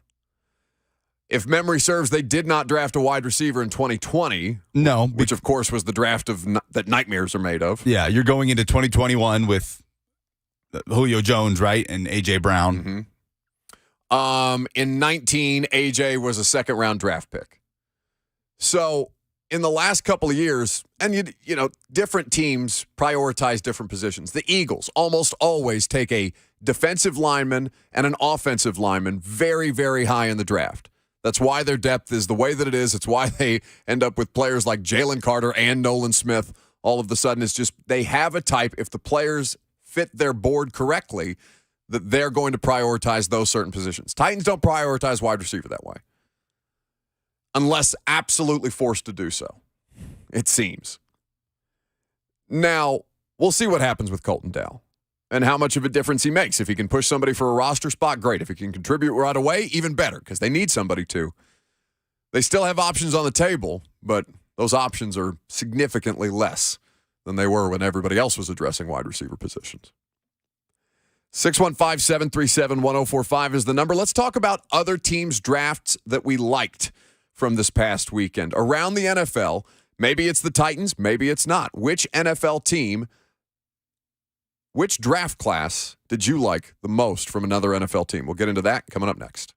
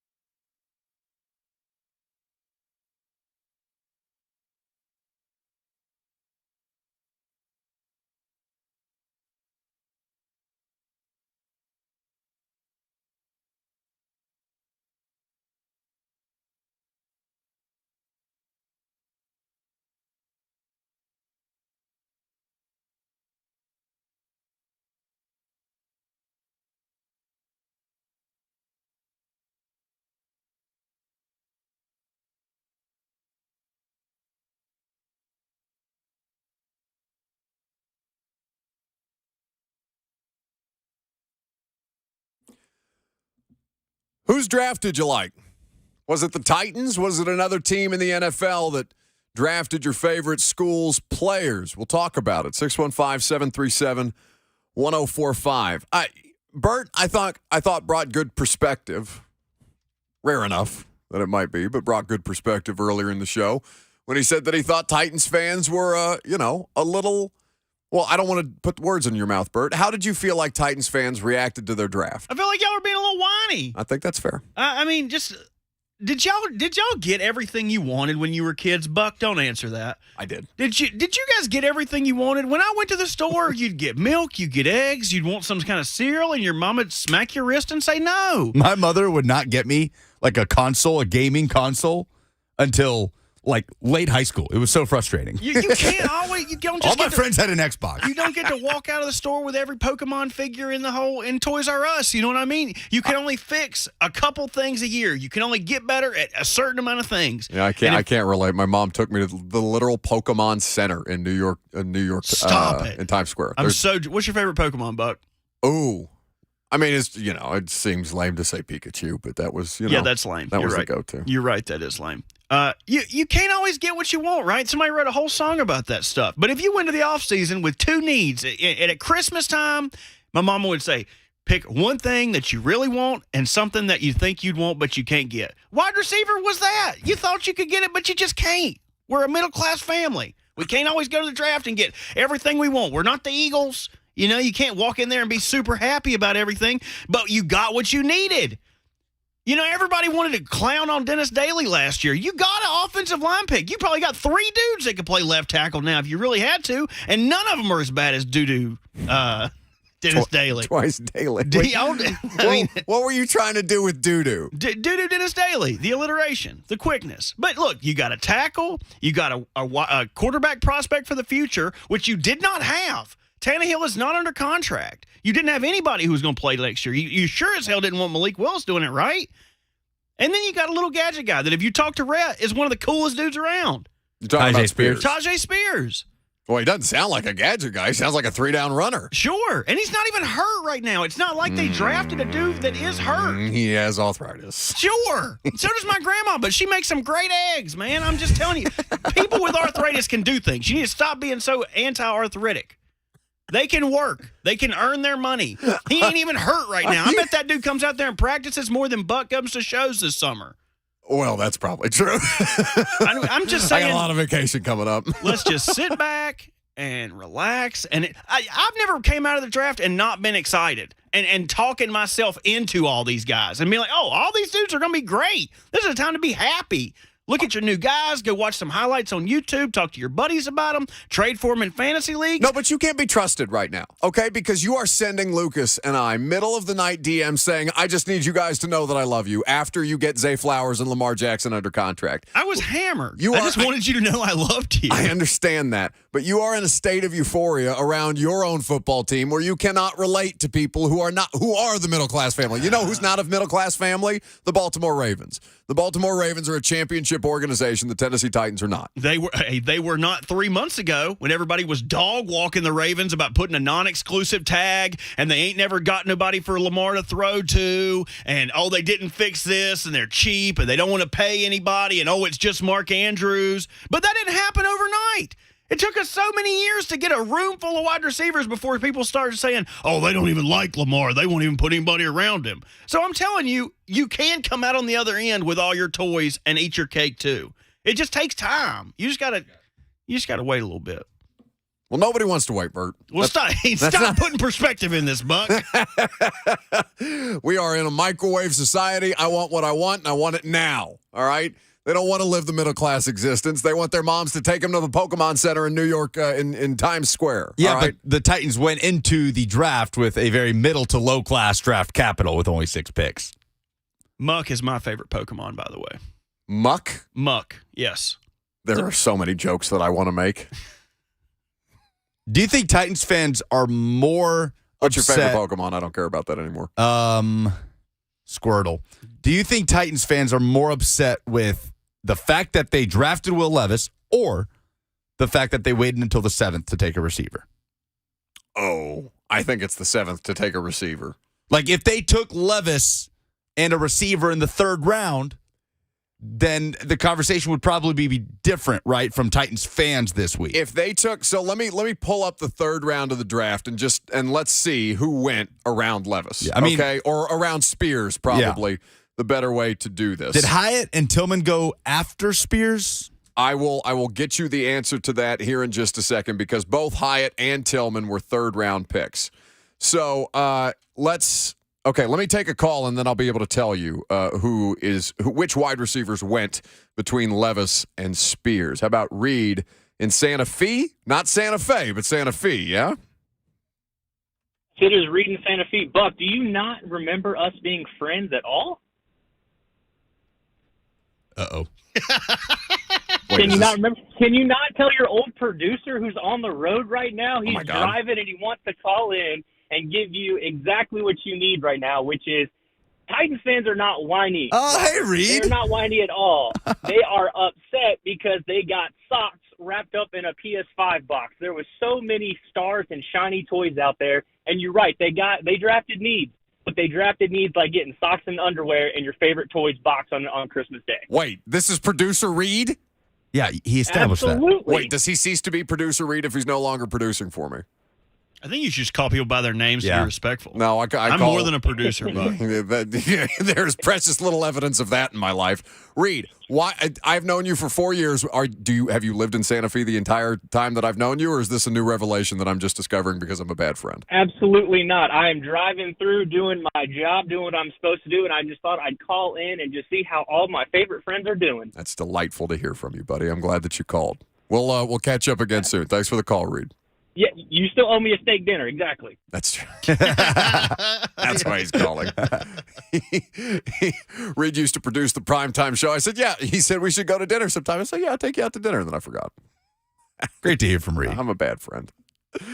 Thanks for the call, Reed. I swear to God, I'll do it. You just have to give me a time and date. You have to tell me exactly when to show up, and I will be there 2 minutes before. That's how these things work. So let's talk about the wide receivers that went between Levis and Spears, where the Titans selected those two players, and how the Tennessee Volunteers wide receivers factor into that equation. We'll do that coming up next.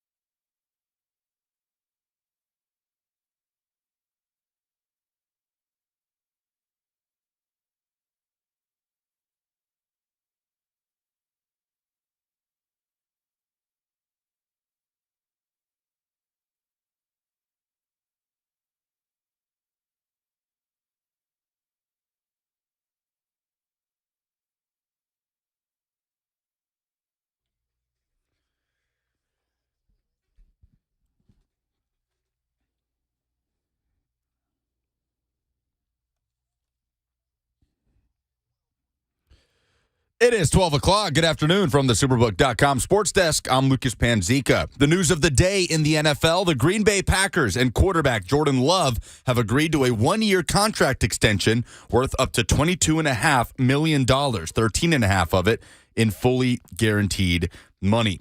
Two high-profile wide receivers in the NFL thought to be on the trade block are staying with their respective franchises. The Denver Broncos picked up the fifth-year option on Jerry Jeudy on Monday, and Cardinals wide receiver DeAndre Hopkins sent a message out on social media.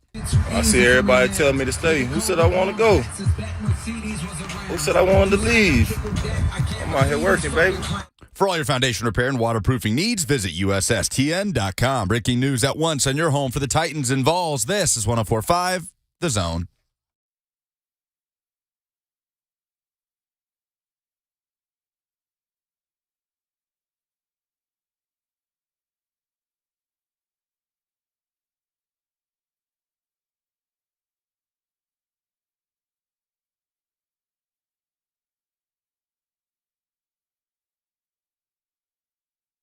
It's a final hour. It's already upon us, and we're happy to have you guys along for the ride.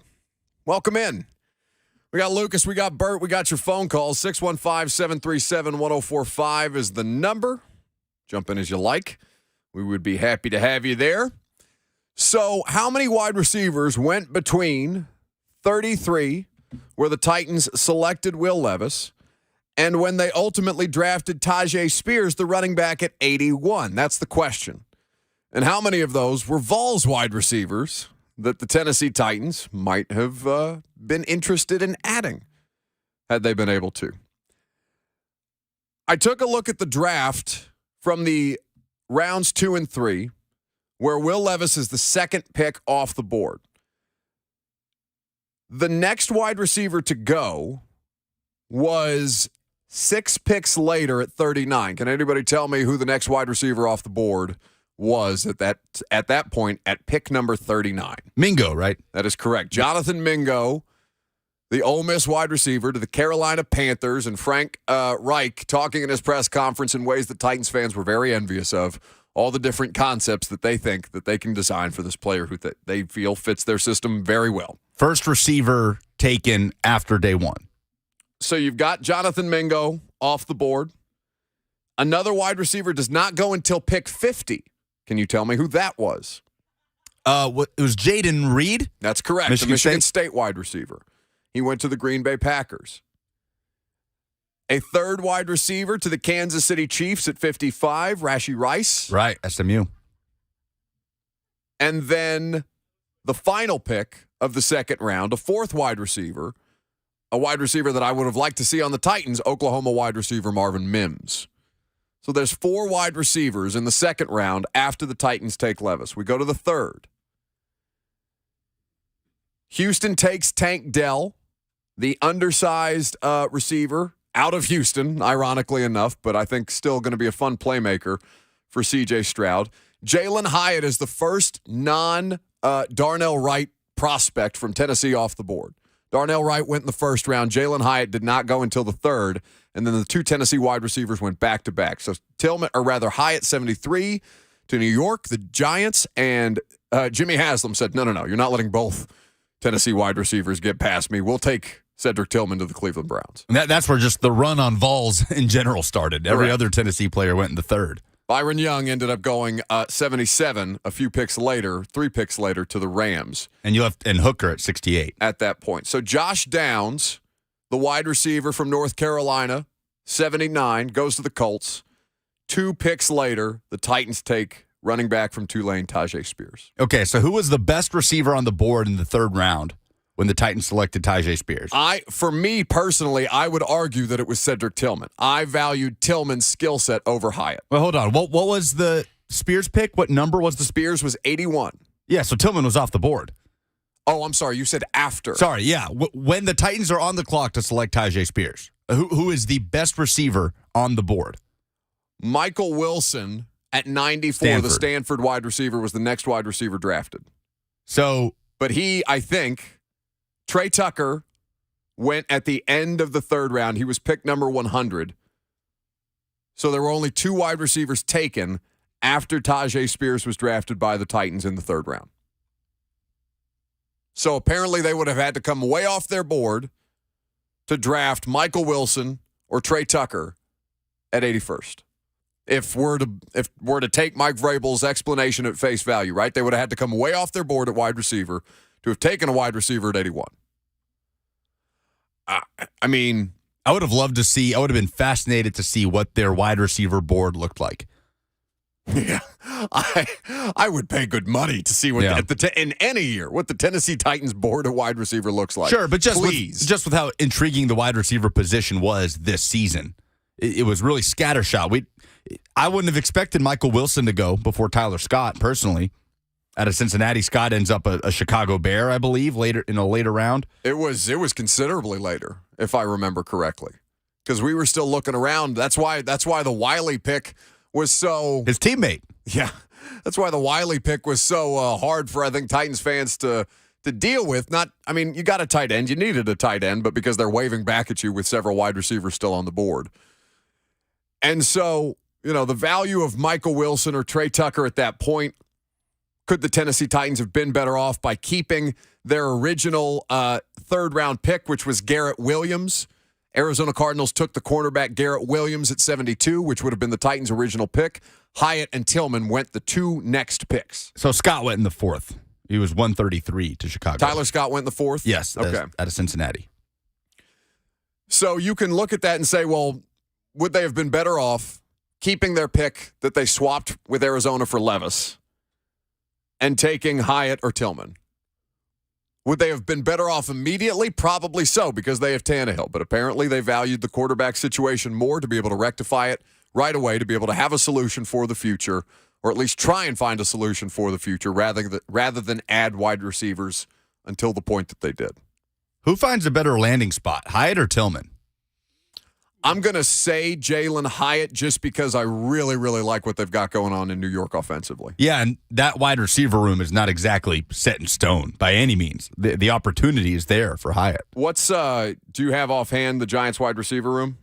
Well, we were just talking about it, Robert and I. Wan'Dale Robinson. Yeah. Darius Slayton. You mentioned Paris Campbell earlier. Mm-hmm.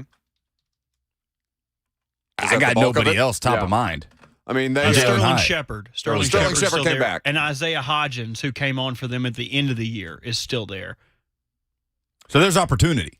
There is opportunity for Jalen Hyatt, and it's a scheme that you feel like they will be able to creatively find ways to deploy Jalen Hyatt. Now, I don't know how he's going to fare against stuff like press coverage just because we really didn't see it in college. They made sure that guy never saw press with the way that they stacked the wide receivers, the way that they had their wide receiver splits, the way that they moved him around the formation.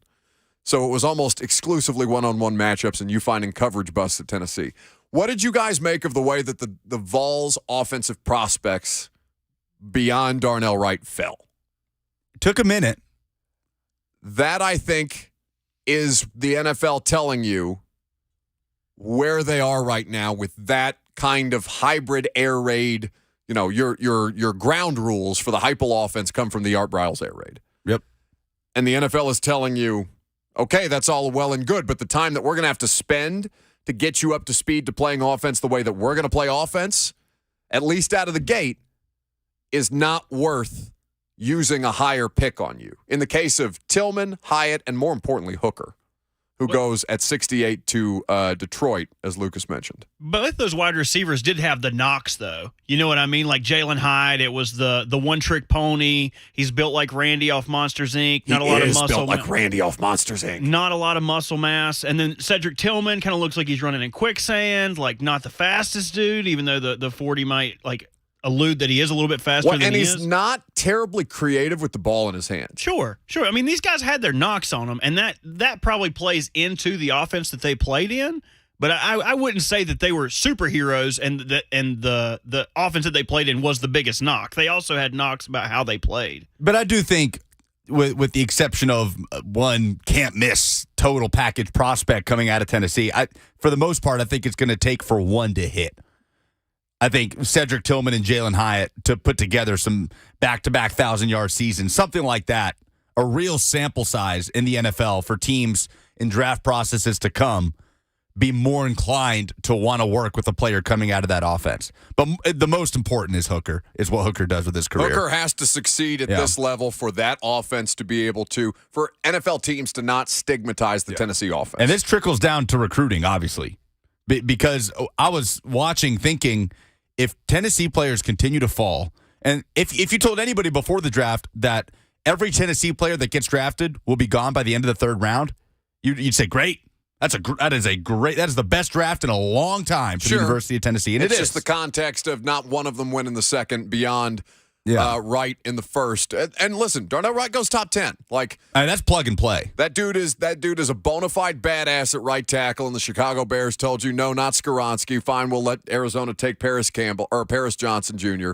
Go ahead and give us Darnell Wright because we know that dude can mash right now. But if they had continued to fall into the fourth, fifth round, then you're talking about that really being used as a recruiting tool against Tennessee, where coaches are in living rooms saying, look, if you want to go to the NFL, show me the proof that they can get you there and that you can succeed coming out of that offense. So I do think Tennessee, it would really boost recruiting for Tennessee for one of these guys to hit in the NFL and to make teams more inclined to take that risk on a guy coming out of that offense that doesn't really translate to the NFL. And Hooker's the most important one, and that's the one that may take the longest to really find out, as he's not going to start this year coming off the ACL. It's going to be 2-3 years maybe before we know what Hooker is as an NFL quarterback. Hooker is, as Lucas said, Hooker is the most important as far as the success because, we made jokes about getting calls about Joe Milton's draft stock, right?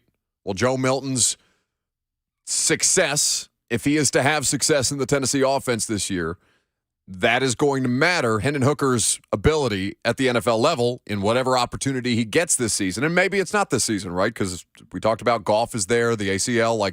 There is zero pressure on him to get into that lineup before he has to. So it may take a little while longer than you might expect, whether that's Milton coming out after next season or Nico in a couple of seasons at this point.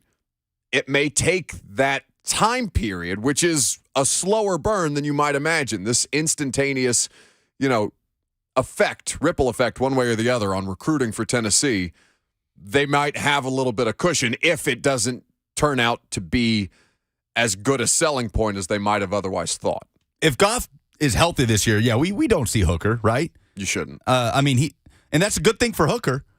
But the Lions are drafting like they're in win now mode. The Lions draft, honestly, we're going to talk about this within the context of the AFC South, specifically the Texans and the Colts. But the Lions draft was one of the most perplexing. They took good players. I hated where they took them. I hated where they drafted Jahmyr Gibbs. I hated where they drafted Jack Campbell. It's like the old school Raider drafts, though, where we used to switch Alex Leatherwood and whoever their second round pick was. If you just put Brian Branch in the 12th pick and move Jamar Gibbs maybe to the 18th pick, Jack Campbell to the second round pick, it looks like a much better draft. Yeah. A much more palatable. When you look at their players they drafted on paper, you're like, wow, they had a hell of a draft. And then you kind of see where they got the value from, and it's like, woof. Well, then what does it matter if they ended up with that crop of good players? It doesn't matter in at 3 all. years when Jahmyr Gibbs is a starting running back, are we going to really give a damn about where they drafted him? And they ended up trading. DeAndre Swift to the Philadelphia Eagles. So Eagle Dogs. So the Eagle Dogs. That sounds like a hell of a hot dog. The Eagle Dogs. Well, they kind of already did that, right, with the dog masks during that Super Bowl run. You remember that? Oh, that was about being underdogs. You had Lane Johnson and the German Shepherd mask looking like an actual serial killer. Do you know that man's first job in high school was gravedigger? Who? It's Lane Johnson. Oh, he was the offensive lineman? monster truck driver? He was a literal gravedigger. Oh, he dug the graves. He dug graves. Oh, wow. That's not nearly as cool.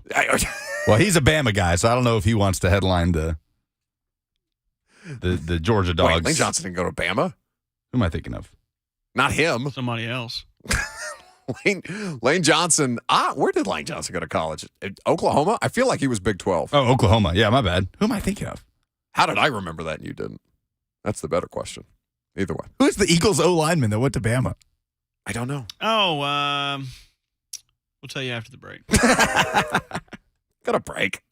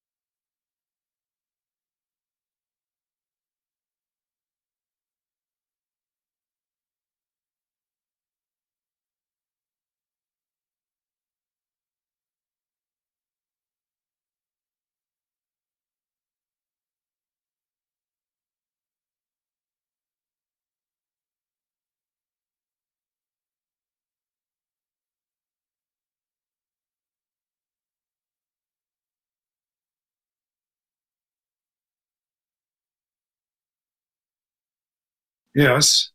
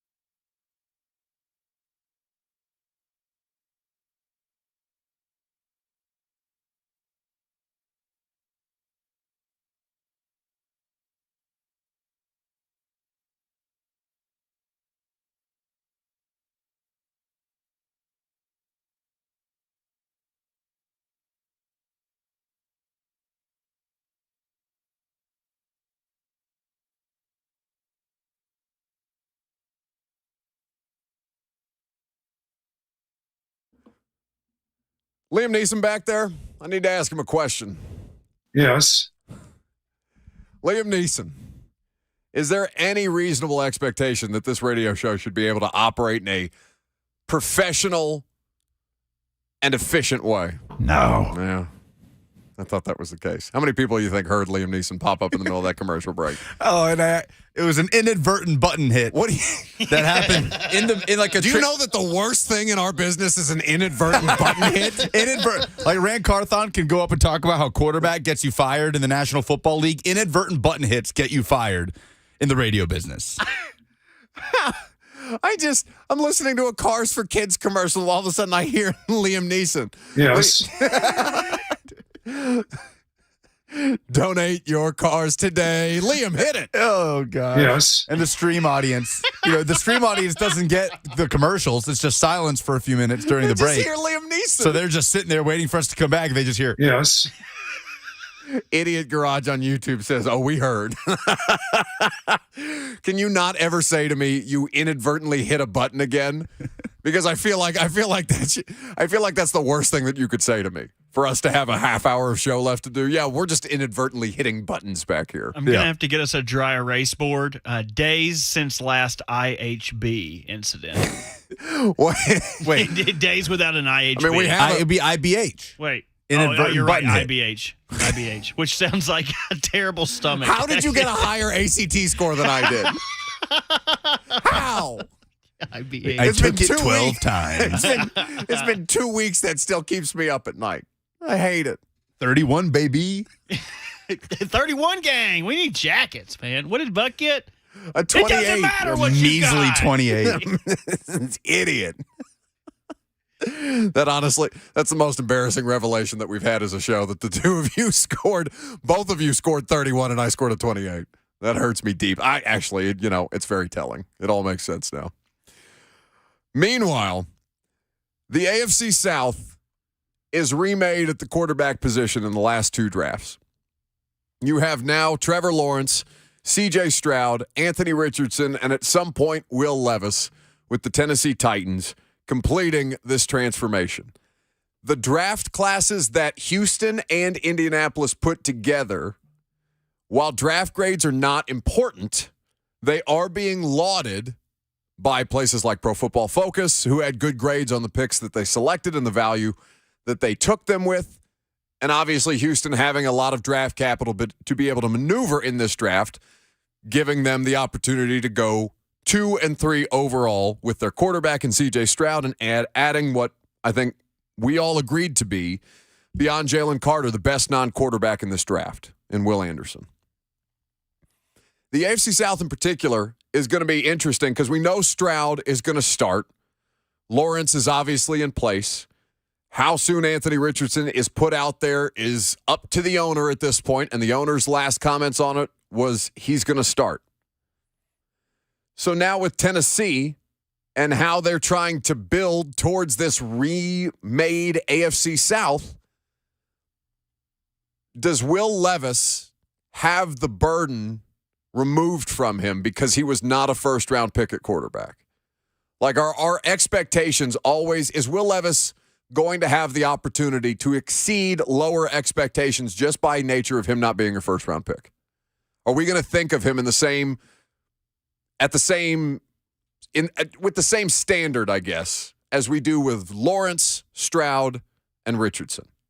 All guys who went in the top 4 of their respective draft classes. Yes, because he's still the future of your franchise. So, with that being said, how soon he gets out on the field remains to be seen. I brought up earlier that Peter King had a throwaway line in his column about he expects Will Levis to start at some point for the Titans this season. I don't know if Peter was alluding to something that he had heard. I don't know if Peter was just making an offhanded comment because Tennessee's protection in the last 2 years has been nightmarish, and Ryan Tannehill was lucky to have made it through one of those 2 seasons, even if last year ended up with a high ankle sprain and surgery. The Titans have to figure out a way to keep pace in their division and then, obviously, in their conference because the conference is overwhelming. At the most important position, the AFC is overwhelming. And I don't know how much more confidence you would have had if you were heading into this future with Anthony Richardson as opposed to Will Levis. Did you think people would be having a much different discussion today had they gotten Richardson at 11 as opposed to Levis at 33? I think people would still be suspect of him. I think maybe not as harshly because, again, we're in SEC East country, but I think Anthony Richardson would still be receiving harsh criticism from the fan base that watched him in college not succeed at a high level. Again, but when we talk about the fan base, we're talking about the Tennessee fan base, right? I mean, a large portion of these people. The Tennessee fan base is going off of what they saw. They saw Will Levis throw 3 picks, only be able to put up 6 points in a blowout loss in Neyland Stadium last season and not even register 100 pass yards and didn't score any touchdowns. They saw Anthony Richardson almost single-handedly keep Florida in that game for 4 quarters and tear up the Tennessee secondary for over 450 yards. So I do think the reaction from that portion, which is a very sizable group, would have been a little bit different based on what they saw against their team. I know, because even if Richardson's numbers weren't substantially better than Levis last year. No, I'm with you.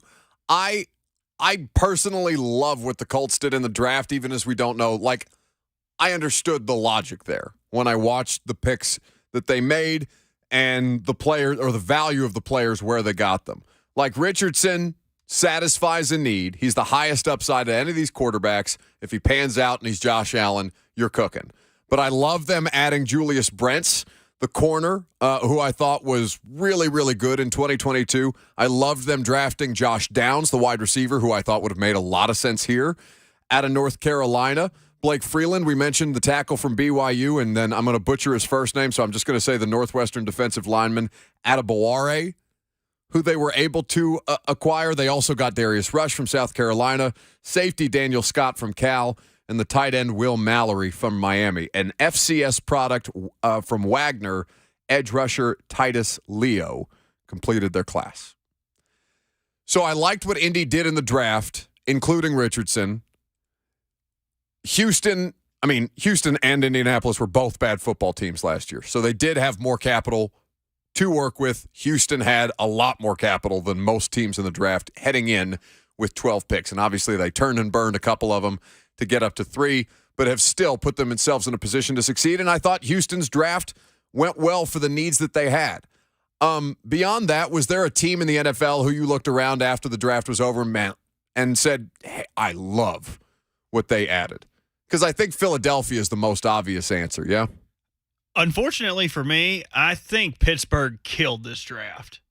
They picked up value and picked up need at the same time. And sometimes the board falls like that for you. But able to get a legacy pick like Joey Porter Jr., top of the second round, I think that's a great pick. I love their trench picks. They got the Georgia tackle in the first round, the Wisconsin defensive tackle in the third round. They snuck around, waited late, still got Darnell Washington. Medicals be damned. Somebody who really fits how the Steelers play. It's not like they just took him because of the value pick. He feels like a Pittsburgh Steeler, and now he is, and I can no longer like him or anyone else they drafted. I hate that Pittsburgh had such a great draft. Lucas, you going Philly? I love Philly's draft. Just the idea of coming out of the first round with Jalen Carter and Nolan Smith is insane. I mean, Nolan Smith, until a few weeks ago when Tyree Wilson talk started to pick up steam, was he not thought of as the second best pass rusher in this draft? He could have gone. He could have gone to the Eagles at 10, and it wouldn't have. Nobody would have batted an eye. No, but they come away with Carter and Smith just in the first round. But I got to say the Seahawks. I was going to say the Seahawks. Yeah, Witherspoon, top 5. Jackson Smith and Tariq Jigba. Woolen at corner. I love that selection. Jackson Smith and Jigba in that wide receiver core, like you couldn't have done better. You want to talk about doing right by your quarterback? DK Metcalf, Tyler Lockett, and then Jackson Smith and Jigba in the slot. Gino's got to be livid. In fact, if Ryan Tannehill's looking around at any, replacement level or above average quarterback situation in the NFL and saying, I'm jealous of that guy, if I'm Ryan Tannehill, I'm jealous of Geno Smith today.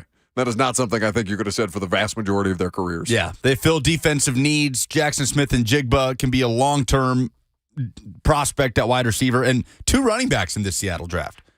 I love Zach Charbonnet. Yeah. I loved Zach Charbonnet in his career at UCLA, but they take the Georgia running back, Kenny McIntosh, one of their last picks.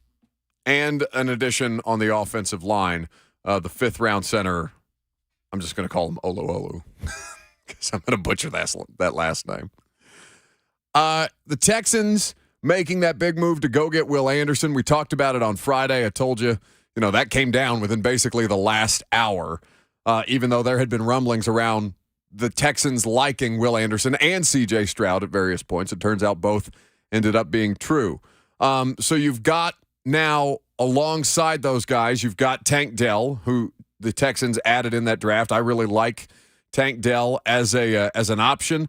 As a 3rd-round pick, I think that's another wide receiver that Titans fans would have looked around at and said, okay, Tank Dell would have been nice. Just somebody for depth. But again, Mike Vrabel saying they would have had to come way off their board to add a receiver at the spot that they drafted other players at other positions before they took Colton Dowell. So what can the Titans do next at wide receiver? I mean, I've heard them give us examples of all different options at their disposal, right? That Mike Vrabel clip where he's saying, well, free agency's not over. They're still going to let us sign free agents. Waivers are going to come down. Guys are going to get cut. Didn't happen yesterday. Yesterday seemed like the 5th-year option day. What do you think Isaiah Wilson's doing today? Can we put it on a poll at Buck Rising? Since I saw you put up your is 0 a number poll. I can't get you to put up a poll in the show any other time unless it's that. Actually, I really want to know. You want people's opinions on whether 0 is a number, or are you talking about Isaiah? It's not opinions. It's very scientific. It's Google has proven you wrong multiple times, and people have sent us screenshots of you being incorrect on that. So excellent work by you. Best guess, what is Isaiah Wilson doing with his day today? While everybody else's 5th-year options is being picked up. Right now, what is Isaiah Wilson doing right now? At 12:33 Central Standard Time. 12:34 now. Sleeping. That's mean. That's mean. I went to his Twitter. He hasn't tweeted in a while. Good. But I looked at his likes, and they are not PG. Oh. So wait, is he still? What's the name of his Twitter account? I forget. I don't want to give it out. Oh, really? I don't want to give it out. You got to go find it for yourself, you little dirty dog. I'm going to do this right now. Gigi Bowser? Yeah. I think that sounds familiar.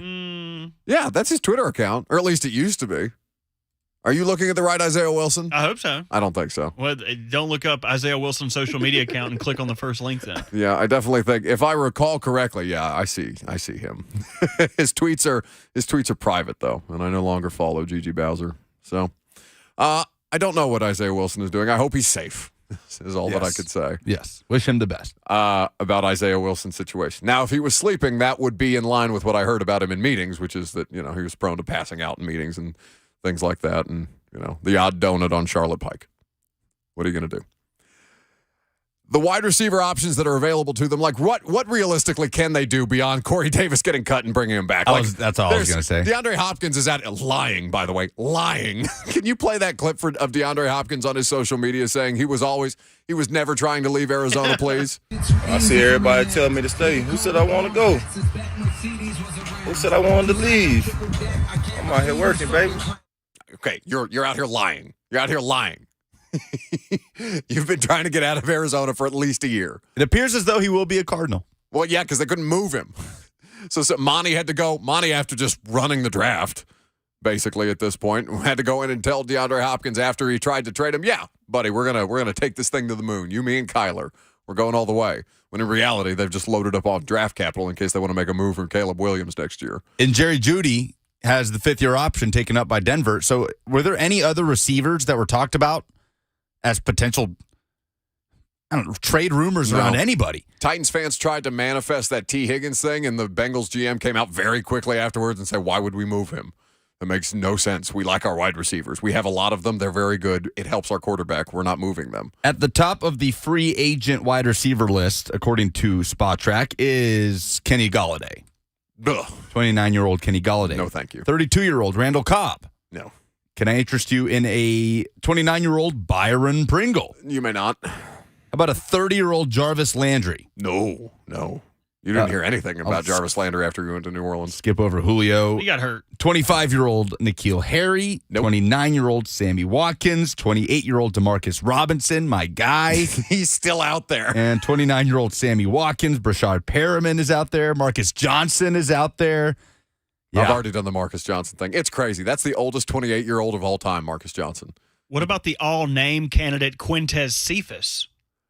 Only 25 years old. Well, didn't he get? He is suspended for gambling. So that's why the Lions released him. That's why he's a free agent. Come on, Cephas. So you can have him for cheap. You ain't got to pay him that much. You look like your name should be Cephas.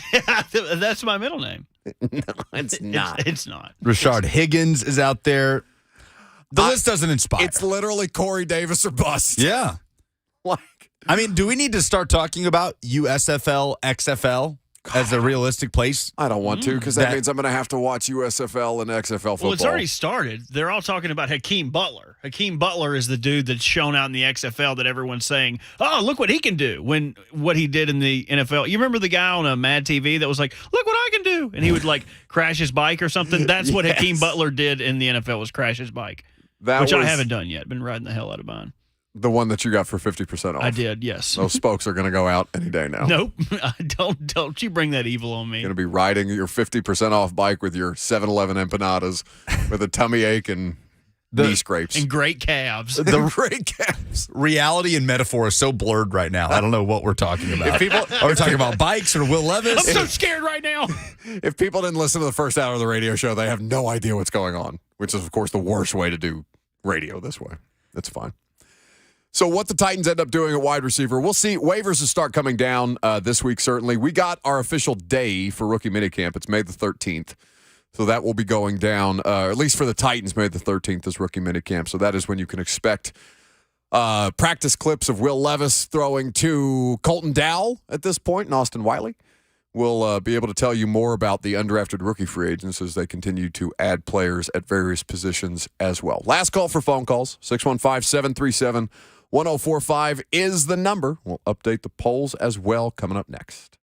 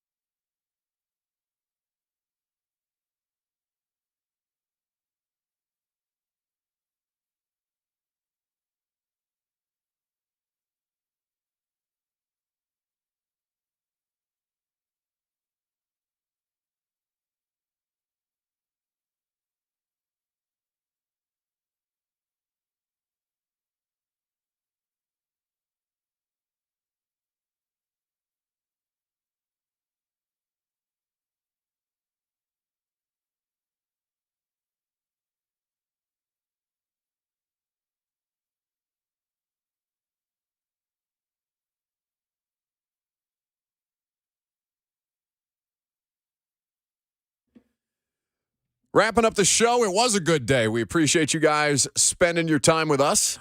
If you missed any of the 3 hours, it's all available via podcast. Go check out the Buck Rising Show in your favorite podcast app, and you can get all 3 hours of Bert's Pokemon jokes, Lucas lying, and us trying to get through the day-to-day. It's not always easy, but we managed to do it again. 615-737-1045 is how you get in for last call for phone calls, as I mentioned. Story in the NBA that is of local relevance. Do you see Dylan Brooks got kicked to the curb? So fast.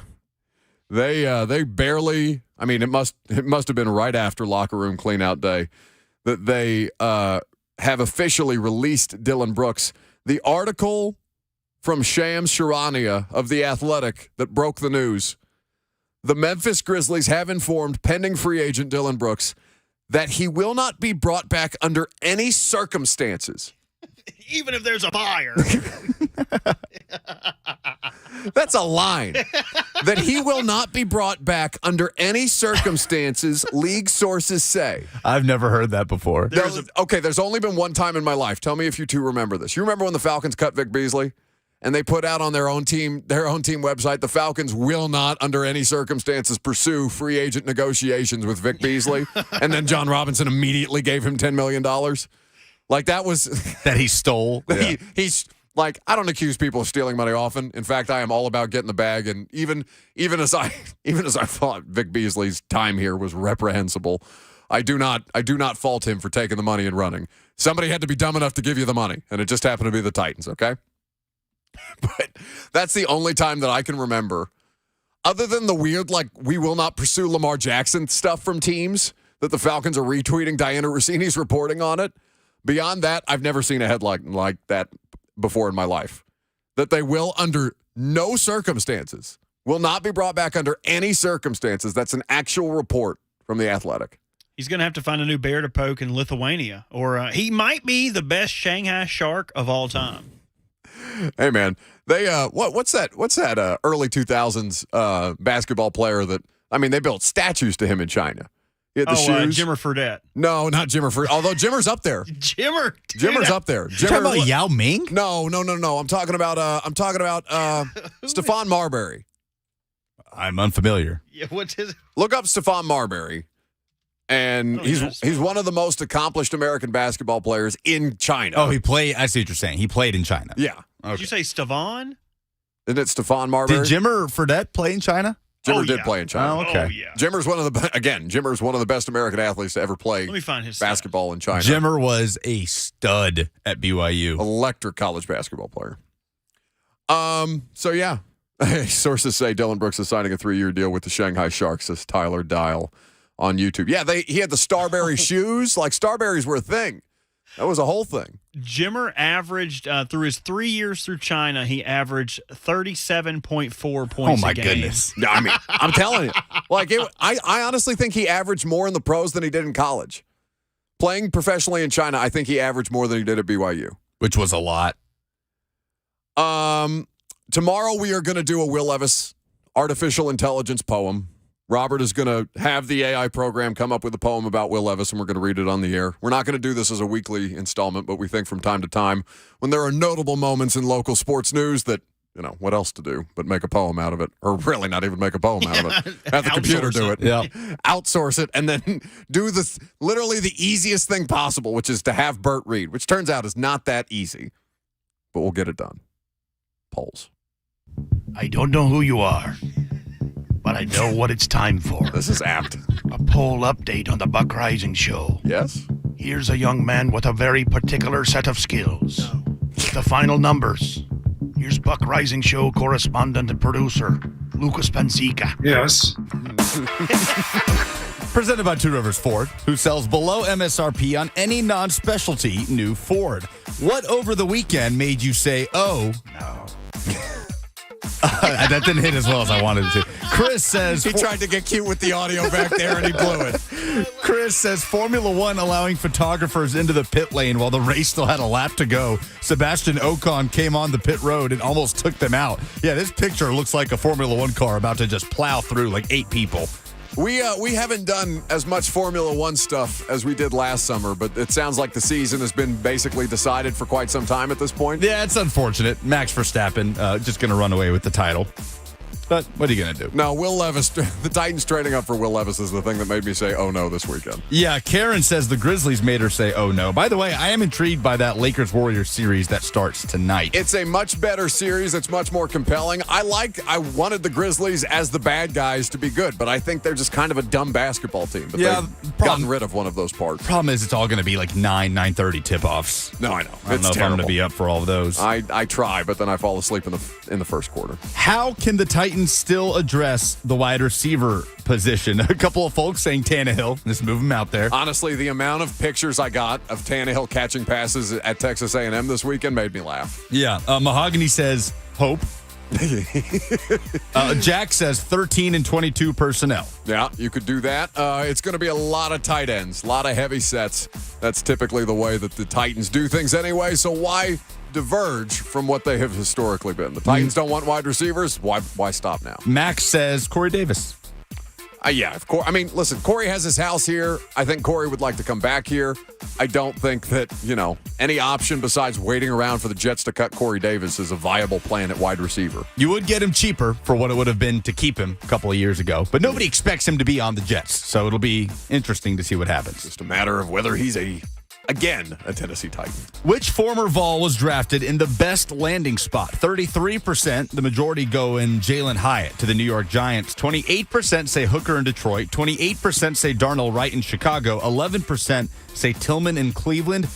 Polls only give you 4 options, so I did not include Byron Young, drafted by the LA Rams, but that's an interesting spot for him where there will be opportunity. There certainly will be opportunity. I think Jalen Hyatt in New York is going to be a lot of fun. Tillman in the Browns offense, we'll see, but I like Tillman as good as any receiver. That's not grammatically correct. As good as any receiver in the NFL draft, but I liked him well enough. I would have taken him. He got taken a few picks before the Titans ended up going with their original selection. Who is the bigger risk of a draft pick, Anthony Richardson or Will Levis? 76% say it's Richardson. It's Richardson. Richardson is the right answer there. Yeah. Is 0 a number? 82% say yes. 0 is a number. Lucas is a liar. The internet has proven him wrong. We have screenshots to that effect. Why do you insist on lying to people on a regular basis with your giant platform? I'm never wrong. Okay, very good. Those are the polls. That's the show. Tomorrow, AI Sports Poetry. We're going to come up with a poem about Will Levis. Bert's going to read it on the air. It's going to be a great time. Also, bring your dumbest thing in sports this week. I've got a few submissions in mind. It's going to do it for us. We appreciate you guys hanging out. I'll be back on prime time tonight. You got Blaine and Mickey, though, coming up next.